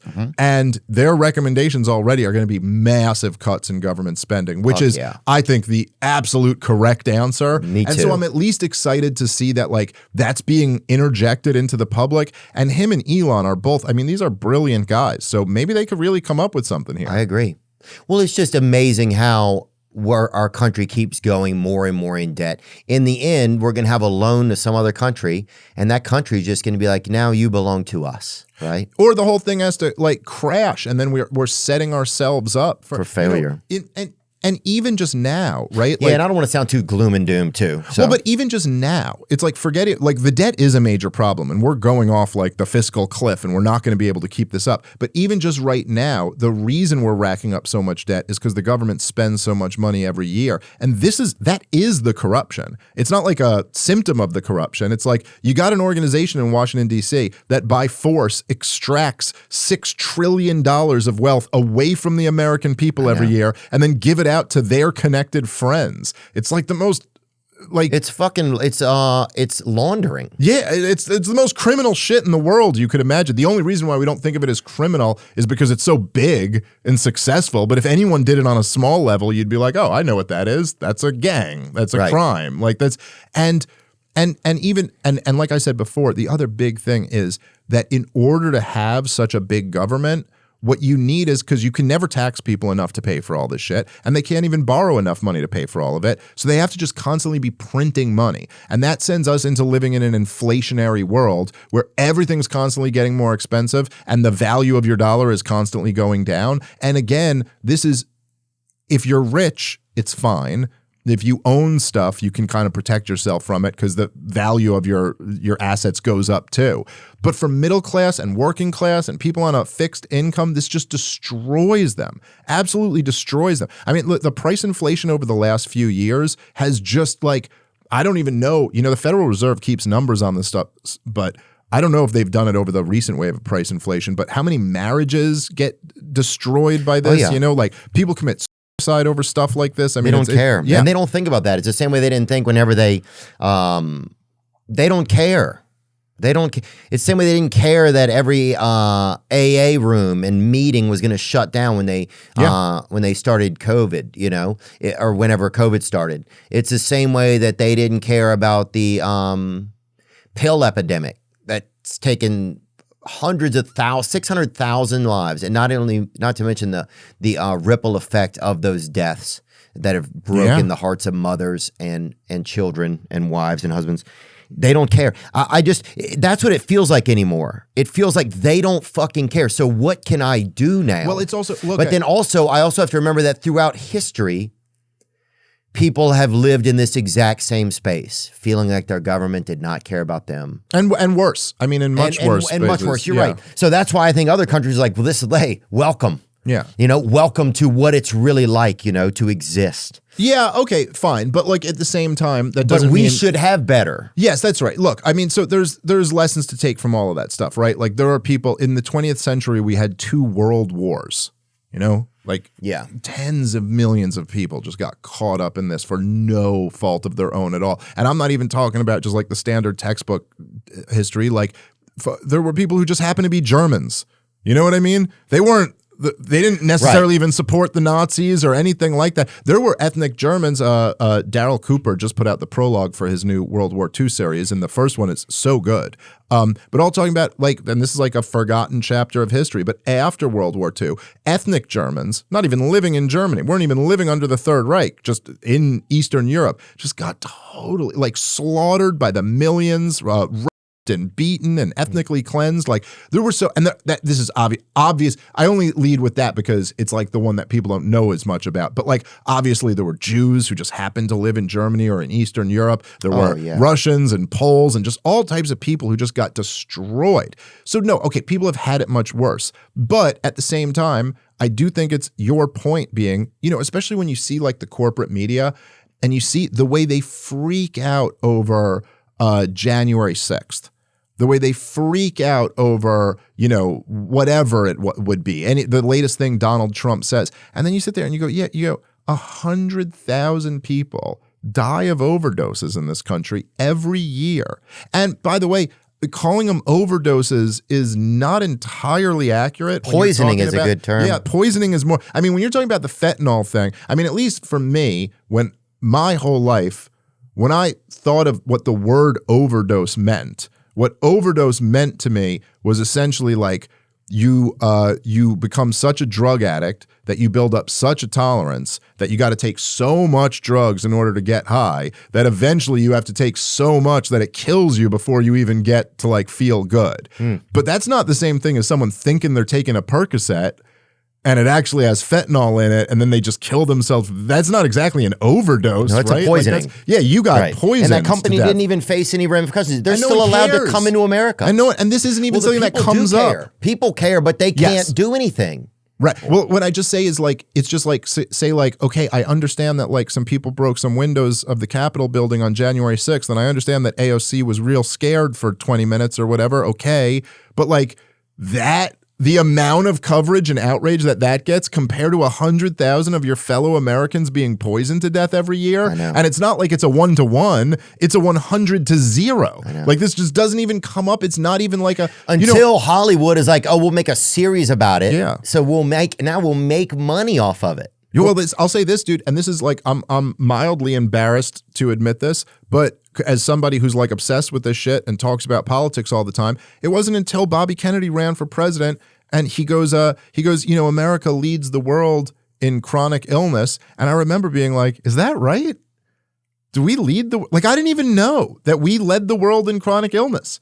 And there's like it took Bobby Kennedy. Why has no one else who's run for president ever brought this up? How is this not a thing that we all talk about all the time? Well, Bernie Sanders talks about a good bit of it a lot. Well, Bernie Sanders talks about the health insurance stuff. He talks about the Medicare for all stuff, but I never really heard anyone talking about what Bobby's talking about in terms of like, why are we so sick? Like, forget whether you think we need universal health care or private health care or whatever, like whatever health insurance you're talking about. I'm saying like, why are we so sick as a people to begin with? Yeah. And that's more about like what we're eating, what we're consuming. I know. But okay, then say if there's these forces and they see like, okay, well, we can poison them this much and we can make the money here and this, but why? What do they get out of all of it? Or do you think there's just such a level of wealth and control that after generation and generation, you just start to see it as a game almost? Like that's the part I can't understand, because I couldn't understand, like at a certain point you start to do well and then you want to help other people, like whether it's like build a facility for drug people or whatever it is, right? Like get clean water, like do something I can't understand getting to the part where you start to see people just as nothing more than than basically ghosts to launder your money through, really. Well, I do think that when you get, obviously like it's control. A lot of it must be control. A lot of it's control. So much of it is business. You know what I mean? Like so much of it is just like, there are these companies that make tons of money off this shit. But I do think that there's like a mentality that gets developed when you get to a certain level of power where like, you know, the same thing like with, you know, like if there's companies, like if there's a little mom and pop store, they kind of know everyone in the area and they kind of care a little bit more. They're more connected to the community. When you're talking about like a giant corporation, you're just kind of like a cog in a machine to them. Like but when you get to like the top level of power, and I think they've been pretty explicit about this. I mean, Henry Kissinger pretty much like admitted this in his own words, that people are pawns on a chessboard. And that's the way they look at it. It's not, they don't believe that they are like, they're almost above what me and you would consider morality. You know what I mean? It's like they're at this super high level where it's like, listen, we're moving these pawns over here so that the Soviet Union collapses. And oh yeah, it sure does suck if you happen to be a Vietnamese person, but we're at war with the Soviet Union, and so you're just pawns on a chessboard. And that's what they're doing with Ukraine right now. What they're doing with Ukraine right now is just using them as cannon fodder to hurt Russia. And they pose as the ones who care about Ukrainians so much. But really, they just led them down, as John Mearsheimer said, the primrose path. They went, go ahead, fight this big bully who could totally fuck you up. Go ahead, fight him. We got your back. And to Ukraine? Yeah, to Ukraine. And by we got your back, not like the military is going to come in and actually like back you up, but we'll just give you weapons so you can keep going out there and dying. But it'll hurt the Russians also. And that's the goal. And you're like, it's a real sickness if you start looking at human beings that way. Yeah, what did Kissinger say? Bring that back up. He said, military men are just dumb, stupid animals to be used as pawns in foreign policy. Is that real? Ooh, jeez. I knew he had some quotes about that, but that one even surprised me. I was like, oh, geez. Where was he from, Kissinger? Oh, where was he originally from? Eastern Europe? It's a good question. Henry Kissinger. Bring him up. Get to there. He was, of course, the Secretary of State under Let's Richard see. Nixon. Scroll up. Born in Germany. Okay. Born in He's from Germany, a Jewish refugee fleeing Nazi persecution. Maybe that's what made him believe that, huh? That probably was what led to his belief, huh? Well, I mean, I'm sure that had a profound influence on who he was. Yeah. Man, it's heartbreaking. Attended Harvard University. Very smart guy. Yeah. Oh, he was a genius. Super, super genius. But look, I mean, I think a lot of that, even, you know, when you talk about the Nazi connection for his views, but a lot of that is true with the Israel stuff too, that it's like, you know, a lot of this, it's like people who like went through a lot of the shit that they went through, got it in their minds that like you do whatever you have to do to make sure you're the one in power to survive. That. Yeah. Oh, I get it. Look, that's what I'm saying. The sand remember, or, you know, or it all remember. You can't. It's all remembered. The big brain of time, it holds it all. You know, whatever it is, the soul of time, it holds it all. Yeah, and it's Dude, it's interesting. It's fascinating. It's painful. It's life. You know, it's death. It's all of it. It's like, I think it's just like, I don't know. Some of it makes you fucking sad, you know, and some of it like, yeah, maybe it's easy for me to just sit here and say things from my home that has heat in it. You know, I don't know. But that's life, right? Is that there's like life is that there's like constantly tragedy all around us, but then there's beauty all around us also. Yeah. And then if you can kind of like reconcile yourself with the tragedy and accept that, you can really enjoy the beauty in life. And that's, you know, that's the best we could try to do. But yes, you're right. We speak from a position, as the lefties would say, from a position of privilege, and we're able to, but at the same point, like my thing is kind of like, if you are in that position and we're fortunate enough to like be in a heated studio and in a comfortable environment or whatever, then like, okay, so then we should try our best to kind of rise up above, like what I was saying before, we're like, hey, if you're an Israeli Jew and one of your family members were killed on October 7th, of course you're going to be like, go get those guys. And if you're a Palestinian who saw one of your kids get killed by an IDF, you know, mission, of course you're going to be like, let's go get those guys. But from our position of not being in either of those positions, we should at least be able to go like, okay, let's try to calm things down. Let's try to like push for peace. Let's try to go like, we understand how both of you could feel that way, but understand where the other one feels the same way you do. So like, at least sometimes there's an advantage to be like on a perch in a little bit of a better situation where you can kind of see things and go, okay, let me at least call balls and strikes on this and not just kind of flame more conflict, which is what people on the ground are doing. Yeah. Yeah, I think I've always just like, I don't know. I think I just, if I feel like something's the underdog, then I'd rather err on that side. Yeah. For me, it's like somebody's like, "Oh, you got mad." Somebody get mad. You fucked up. You chose the underdog. Like, all right, Yeah. my bad. You know, I just think that's how I feel. How do we know? Like, Dave, tell me this: is there any country where if you live in the country, you have to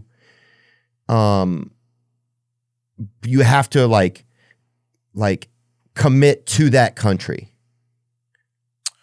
Well, in what sense? Like, what do you mean? Because America just starts to seem like this place where everybody can just commit for their other country if they want to. Yeah, well, I think that's one of the things that has been a big catalyst for Donald Trump rising, the whole America First thing, like this idea that, hey, like we should be for our country. I think that there was, particularly after World War II, which is really when you had the rise of like the current world order. I mean, obviously the Soviet Unions were part of it and then they fell, but the kind of American dominance started really after World War II. I mean, we won and we dropped the nukes. And the situation was that all of the industrialized world had been destroyed except for us.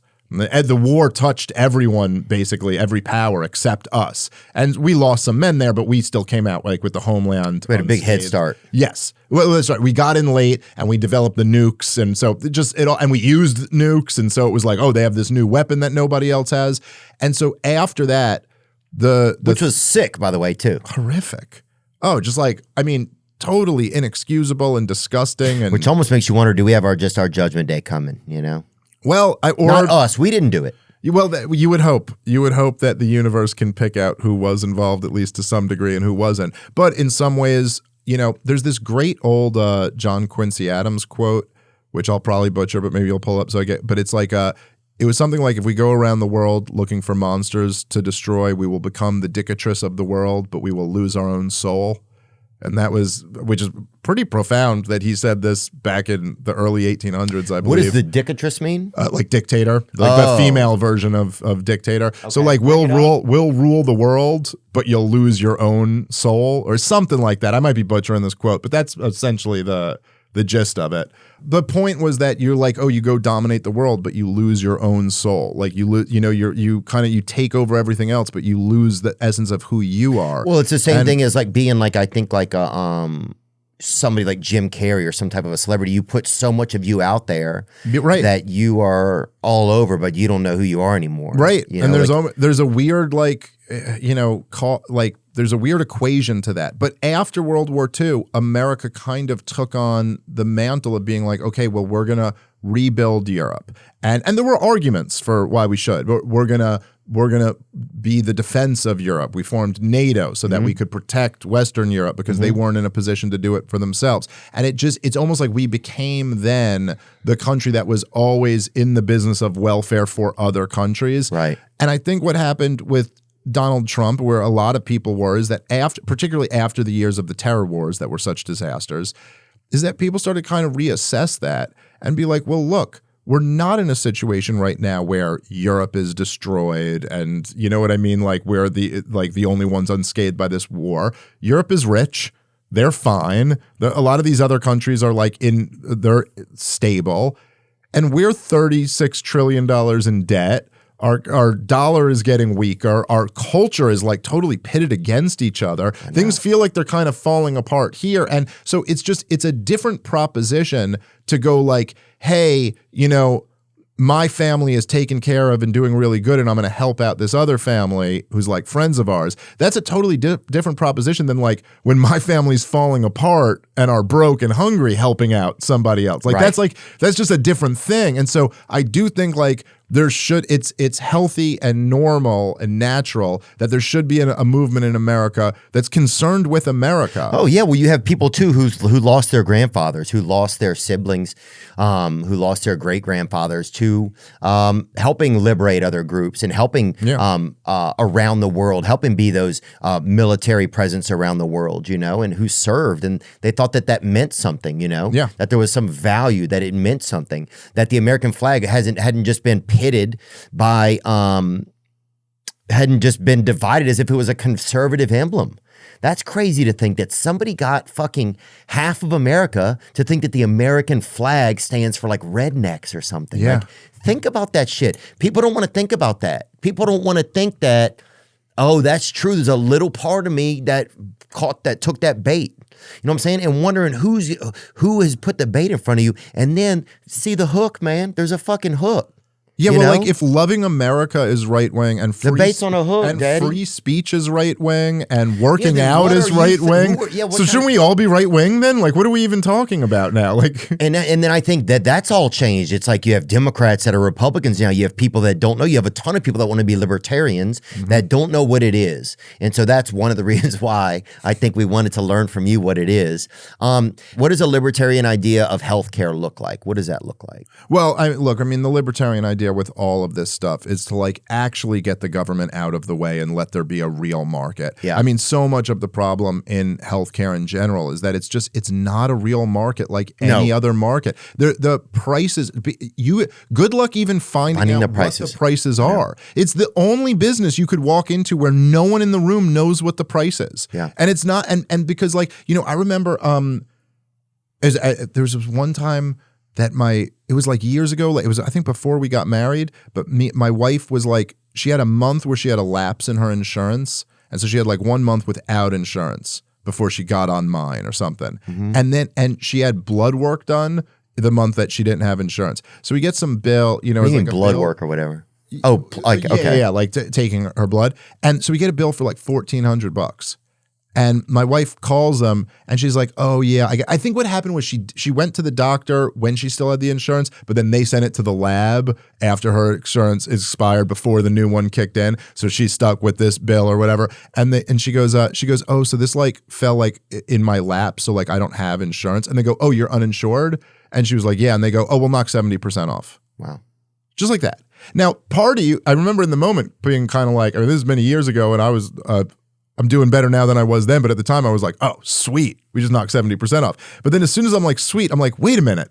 That's all. The prices are inflated by 70% for everybody else who has insurance. It's like this and it's all because of these crazy over-regulation, over-government involvement. It's just literally things work better when you have a free market and there's real competition. Yep. So that's the libertarian answer to almost everything is like deregulate it, let there be real competition, let it be privatized. But if these private companies fail, let them go out of business. Don't come in and bail them out. Let them actually have to compete for who can provide a better service to their customers. That's when we get good things. Yeah, there's another part in that book where Marty Makary, that doctor who got is going to be appointed by Trump, he talked about how there was a guy whose father had like a stroke and they kept him in the hospital and they could do a procedure and they're like, it's like $150,000, and the guy's like, what the fuck, we can't do that, and they just they kept kind of like holding him off, and eventually they're like, yeah, it's $15,000. It's like insane. Every couple of days, they would just call him back like, we'll do it now. We'll do it now. And he was visiting America from another country, and he decided just to go back to his own country and have it done there. But he was just shocked at how just the price went down because they were going to possibly lose the patient, right? Which is the way that businesses should be. The potential you could lose the customer. What about the Federal Reserve? What is it? And is it fucking us? Oh, yeah. Totally. Oh, it's the worst thing. I've heard about this. Ben Askren. It's the worst thing about our government is because I noticed this. If I make money and I pay taxes on it, right? And then if I use that money to pay somebody for something, they have to pay taxes on it. If I die, I get taxed like 30-40% on the money that I'd already paid taxes on. Oh, yeah. And then you like, I mean, it's insane. And then if you think about how much money is actually taxed, I mean, like, it's not just like that you pay taxes on, but then if you go and buy something from someone else, then they got to pay taxes on the money that you already paid taxes on. It's nutty. But the Federal Reserve is the central bank. That's so it's all kind of confusing because they call it like the Federal Reserve, and so you kind of get this impression that it's part of the federal government where they keep reserves of some money or something like that, but that's not what it is at all. It's technically not even a part of the government.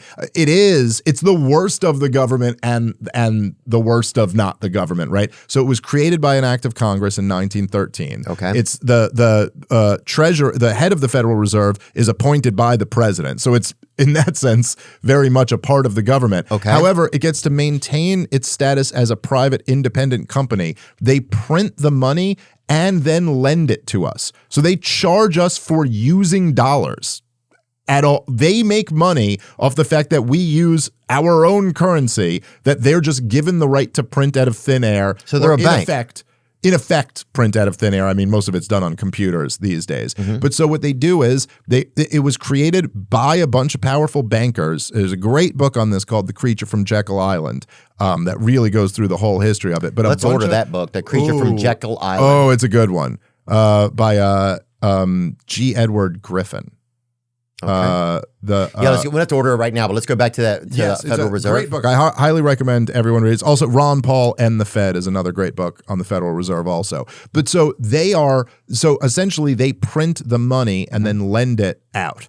Now they lend it out to what are called their member banks, meaning all the big banks. So JP Morgan Chase, Schwab, yep. Bank of America, all these Wells guys. Fargo. Yes. So they lend it out to them, and then those banks lend money to the rest of us at a much higher interest rate than they got it for. So all of the banks now are in the business essentially of getting free money. They just get the money at low interest and lend it out to us at higher interest. So they all get rich off of this. It allows the government to spend as much money as they want to because they can print as much money as they want to while it destroys the currency of the rest of us. And the worst thing about the Federal Reserve from my perspective is that it lets the government get away with just really evil things that they would never be able to get away with if they couldn't print all the money. So, you could do lockdowns and then just hand out checks because you can print the money. But if you couldn't hand out the checks, you probably wouldn't be able to get away with lockdowns. You could fight a war in Afghanistan for 20 years. Now, if you had to tax people for that war, if you had to say, okay, listen, we want to fight a war in Afghanistan, so every quarter we're going to come to you for another, 10% of your income, there'd be massive pressure from people to end the war. Right. But since they just print the money, they're able to keep it going for 20 years. Wow. And it also does a lot to distort markets and just mess everything up because they pump money into markets where there's no real demand for there to be growth there. It's a huge scheme. It's privately owned. We don't even have real information on it. There's never been a full audit of the Federal Reserve. Wow. There was Ron Paul was the only one in Congress who was really pushing for an audit. I think Thomas Massey also was. But never got it done. The federal government sets the salaries of the board's 7 members, 7 of the board's 7 governors, and it receives all the system's annual profits after dividends on member banks' capital investments are paid. The Federal Reserve earned a net income of $100.2 billion in 2015 and transferred $97.7 billion to the U.S. Treasury. So they make some money in there. They made $5 billion. Yeah, but the thing is that their books have never been opened and audited, so we don't really know exactly what's going on. Are we banked? Are we based on gold or not? No, we haven't been on gold for many years. It was in 1973 or 71, was it? Nixon suspended the gold standard, and we've never been back on it since then. 71. Sorry, I should have had that one. Why did they suspend the gold standard? Well, so basically... and let me say, the gold standard was a monetary system that linked a country's currency to a set amount of gold. So our currency was actually backed by an actual gold. The idea was that you could, for every dollar you printed, you had to put away a certain amount of gold. So what I was talking about before, after World War II, Europe is destroyed, America is still left stable. This is when America, they created what was known as the Bretton Woods Agreement. So essentially, America was like the dominant power in the world. We had the huge portion of the world's gold at this point. And so the deal that we came up with was essentially that other countries would peg their currency to the dollar, and we would peg the dollar to gold. So you were kind of on a dollar standard. You were kind of on a gold standard if you went on a dollar standard. Got it. And we set the price at $35 an ounce. So for every $35 we printed, we had to put away an ounce of gold. Okay, so this into was Fort Knox. Yeah, I think that's where it was supposed to be caught. Also, has not been audited, but I think that's where it was supposed to be. That bitch is empty, I'm sure, dude. It's I think long gone. But so then you have so this starts in the what year? Late 40s. Bretton Woods started. I want to say 47. Yeah, the gold standard was largely abandoned during the Great Depression before being reinstated in a limited form. Right. So we had gotten off of it and then gotten back onto it. But so what happened is when we're on the Bretton Woods standard, we go onto it in the late 40s, so through the 50s and into the 60s. Okay, and that standard was it early? It was before the war ended. Is that right? Okay. And that standard was that for every ounce of gold we had so much money. That's right. $35. Yes. And then other countries had pinned their we're using the their dollar. currency to the dollar, and so they're holding dollars, right? But the dollars are redeemable in gold. Right. Like so that's the idea that you could trade them in for gold anytime you want. So it was all real. There was a checks and balances system, right? Except that we started cheating, and we started cheating really blatantly. Okay. And so in the 1960s, if you could think about it, right, America is doing a lot. In the 1960s, we have the Great Society. We created Medicare and Medicaid. We put a man on the moon. We fought the war in Vietnam. America is just spending a ton of money. And so what happened is that a lot of people were holding dollars. Right. And they're holding dollars that they're promised are good, are convertible to gold. And I believe it was mostly led by France, but I think England was involved in this too. But they essentially called America's bluff. And they went, you guys are spending a whole lot of money. I'm thinking we'll take our gold. Like, we got all these dollars, we'd like to convert them into gold. So they called America's bluff, and Richard Nixon was like, no. And so the way he spun it, it was just a giant default. Slick Rick. It was just a huge default to the world. Sure. Like, we're just not, no. But the way he spun it, which is actually pretty laughable, he was like, the French are trying to destabilize the dollar, and we will not let this attack stand. So I have to temporarily, those were his words, temporarily suspend the convertibility from dollars into gold. So he basically told them, go fuck yourself. We don't have gold, but we do have a much bigger military than you, so you will take this, and then, throughout the years, America just came to continue to dominate the world, so there was no real option for France to do nothing. But ever since then, we have not been on a gold standard or any standard whatsoever. They can print as much money as they want to with no limit. It says the Nixon shock was the effect of a series of economic measures, including wage and price freezes, surcharges on imports, and the unilateral cancellation of the direct international convertibility of the United States dollar to gold. Although Nixon's actions did not formally abolish the existing Bretton Woods system of international financial exchange, the suspension of one of its key components effectively rendered the Bretton Woods system inoperative. Wow. And what happened to all the gold in Fort Knox then? Your guess is as good as mine. Can we look that up? What happened to all the gold after the Bretton Woods system? I don't know. I think they would say they still have it, but again, it's like much like the Federal Reserve. I don't think Fort Knox has been audited in all of this time. Wow. So I don't think we really know, We got to get in that bitch. I'm going to ask Trump if I get to see him. Vance would give us an honest answer, I think. Are you going to the inauguration? I think I'm going to go because, first of all, I got excited to go. I got invited to go, and then I never will get to go again. Are you going? Same. Yeah. Just because I got invited, and it's just kind of like, how could you not go? It's just, it's like, it's American history. And it's also, this was such a big election too. It feels like such a seismic shift. And I got invited and I'm just like, come on. I don't know. I can't not, I'm too much of a history nerd to not be like, you have to go for that. Yeah. And I love that you always seem to have like this open-ended, like you're not attached. It feels like you don't really attach yourself to, you don't get overly attached. Well, I try to be attached to principles, and not be attached to politicians. Yeah. So, it's like I supported Trump in this last election just because I thought Kamala Harris I thought she was such an insult to all of us, like it was like, come on, you can't actually do this and to not have a primary and then just hand select her and then all the lying about Biden, all the going around with the lying about Biden was crazy. I just couldn't stand that. So I supported Trump. But as soon as Trump starts doing something I think is wrong, I'll be the first one to be like, yeah, dude, he's fucking up. Yeah. I think that's the way everyone should be. I think people are way I'm also glad for that election season's over. I hate when people get so like dug in. Me where it's too. like you're not even really being a person. You're not even really having a conversation anymore. You're kind of getting into this, like, once you pick a side and you're like, I've decided my side is the good side, they're the evil side. Now you're in a like ends justify the means conversation. Now you're trying to make the world fit that. Yeah.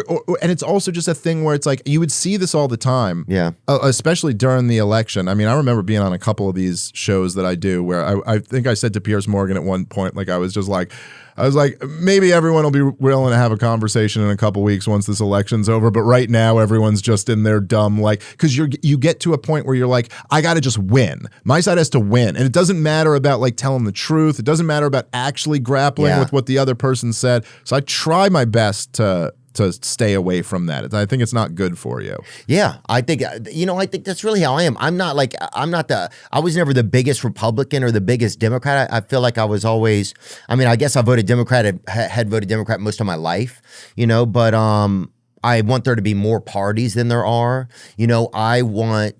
I just want things to be real, or I just want to know what's really going on. I just don't like being like taken advantage of. That's the thing I don't like. And so, yeah, I think that's my biggest curiosity, usually is trying to get things to be fair. And yeah, just to have a voice if I'm right or wrong.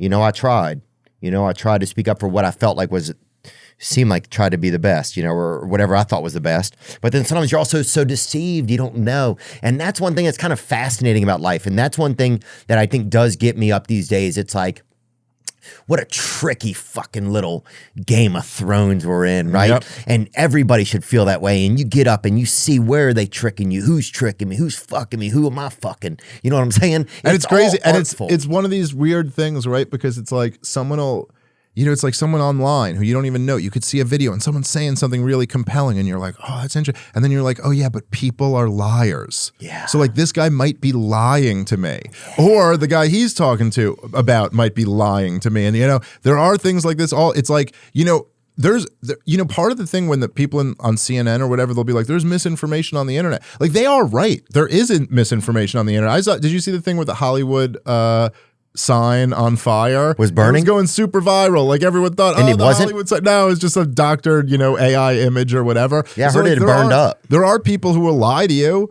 but then at the same time, the person on CNN who's like, oh, all these guys are lying to you. You're like, yeah, but you're lying to me too, man. Yeah. So that's the weird thing navigating this world. There's just like all this information and so much of it's bullshit. That's a dirty fucking Halloween. And your life is at stake. And that's what that's what fucking puts something on the line. Yeah. And that is something that's kind of inspiring, man. Yeah. If you don't speak up and you don't try to say, then it's just like, that's what you got to do, man. Use your fucking voice. You know what I'm saying? Use your voice. Is there anything that you would like to talk about, Dave? You have a tour coming up or anything like that? You want to? Oh, I'm on the road like all year. So comicdavesmith.com. Yeah, I've got a bunch of ticket links and dates that are up there already, and there should be more on the website in the next week or so. But you're going to Bozeman? For the first time ever. I've never been to Montana before. So beautiful, dude. I'm really excited to go out there in a few days. And then Louisville, Fort Wayne, Key West. Ooh, wow. That should be fun. Maybe Nick Swartz will be down there at the bar. He spent a year in Key West during COVID at the fucking... Is that true? Yeah, dude, he went. This is alleged, and I love Nick. And he came here and told the story. I think he spent $1 million at a hotel there. Just staying in a hotel every night, basically. Yeah, I guess if you do that for a year, you could rack up a lot of money. Down in the Florida. Yeah. I went to Key West for, it's supposed to be 10 days. During the pandemic. Yeah, and I was there a year and a half. I heard that you ran up a bill at the hotel there that was like astronomical. It was insane. I stayed at a resort on the beach for a year and a half. And it cost, I heard, $1 million. I don't think it was $1 million, but it was a lot of money. If you tipped, did you tip? I always tip. What do you think it was? When you say a lot of money, how much was it? I mean, it was definitely... probably $500,000 for sure. But I feel like it was more than that. It might have been. I kind of don't want to know. Yep. See, and that's our Federal Reserve right there. Well, it's true. And that's how our Federal Reserve operates. You could have done that for $50,000 on my grandpa's dollar, but there you go. Yeah, you can't stay at a resort for a year and a half, man. That's going to be a really big bill.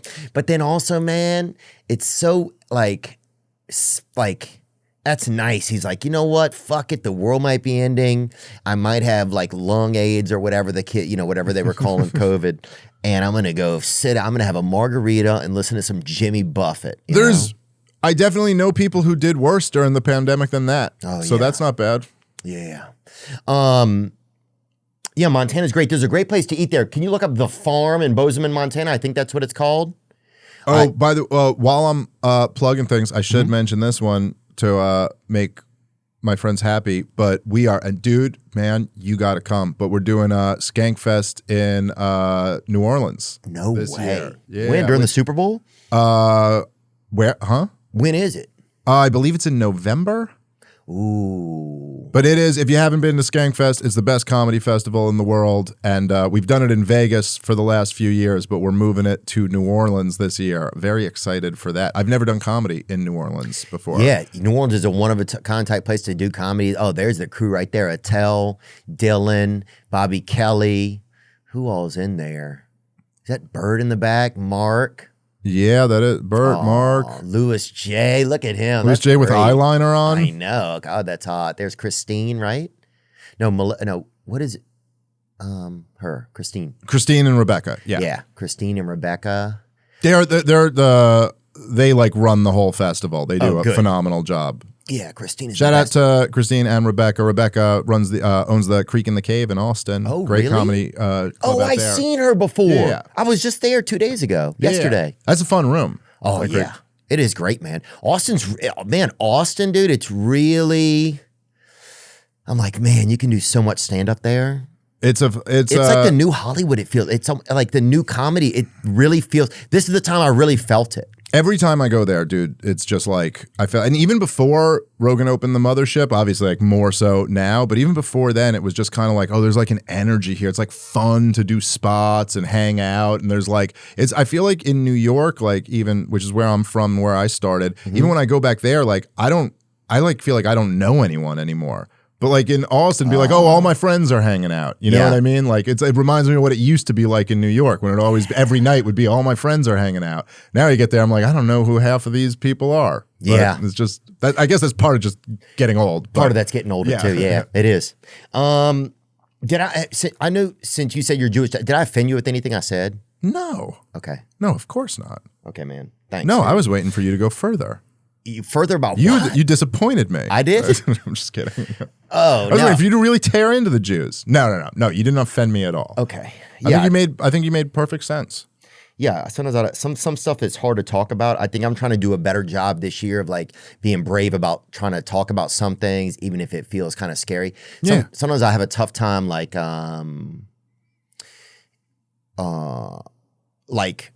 saying, hey, slow this down so I can make sure I know what I'm thinking too. Like it's been learning at being conversations has been, it's harder than you think. I think sometimes. It's a skill set. It's a real skill set. And there's a difference also between just like, just like doing your own thing, like just ranting is a whole different skill set than like talking to somebody, you know what I mean? And I do think that like, I think there's nothing wrong with like being like, hey, all right, hold on, let me think about that for a little bit. In fact, I think not nearly enough people do that in conversations. Be like, you just said something. Let me like actually think about that for a second. Yeah, I need rather than just give you like the first thought that comes to my mind. Let me actually give you like what my genuine thought is. Yeah, I'm gonna try to focus on that a little bit more, or unfocus on it a little bit. So just leave a little bit more room for things. What was one other thing I was gonna say? Yeah, man, I love the way you're able to think and share, and it feels you always feel to me like you are being genuine to what you believe. And that's something that I think it's important, you know, because I think that people can know that that's true, whether you're right or wrong about stuff. You feel like, well, this is how I feel, you know, and this is what I think. And yeah, I just appreciate it. I feel like we're in a special time where people are trying to figure stuff out. Yeah. Yeah. Well, I appreciate that. And I do. That's always what I admire in other people. So that's kind of like what I always try to do. Like I'm sure I'm wrong about a lot of stuff, but I'm not lying about anything. And I'm not like I believe everything I'm saying. Yeah. Yeah. I'm trying. Yeah. I'm trying. Yeah. and a lot of it's learning, and it's just interesting, man. We're lucky to be able to be alive and think out loud, and grateful to anybody that listened. And you got Skankfest in New Orleans later this year. You have comicdavesmith.com. comicdavesmith.com, and then that's on Twitter, that's my handle too, Comic Dave Smith. Yep. And Dave, thank you so much, man, and best of luck this year with comedy and everything, man. And I might see you at the inauguration, bro. Hell yeah, dude. All right, man, have a good one, brother. Thanks for having me. Now I'm just floating on the breeze, and I feel I'm falling like these leaves. I must be cornerstone. Oh,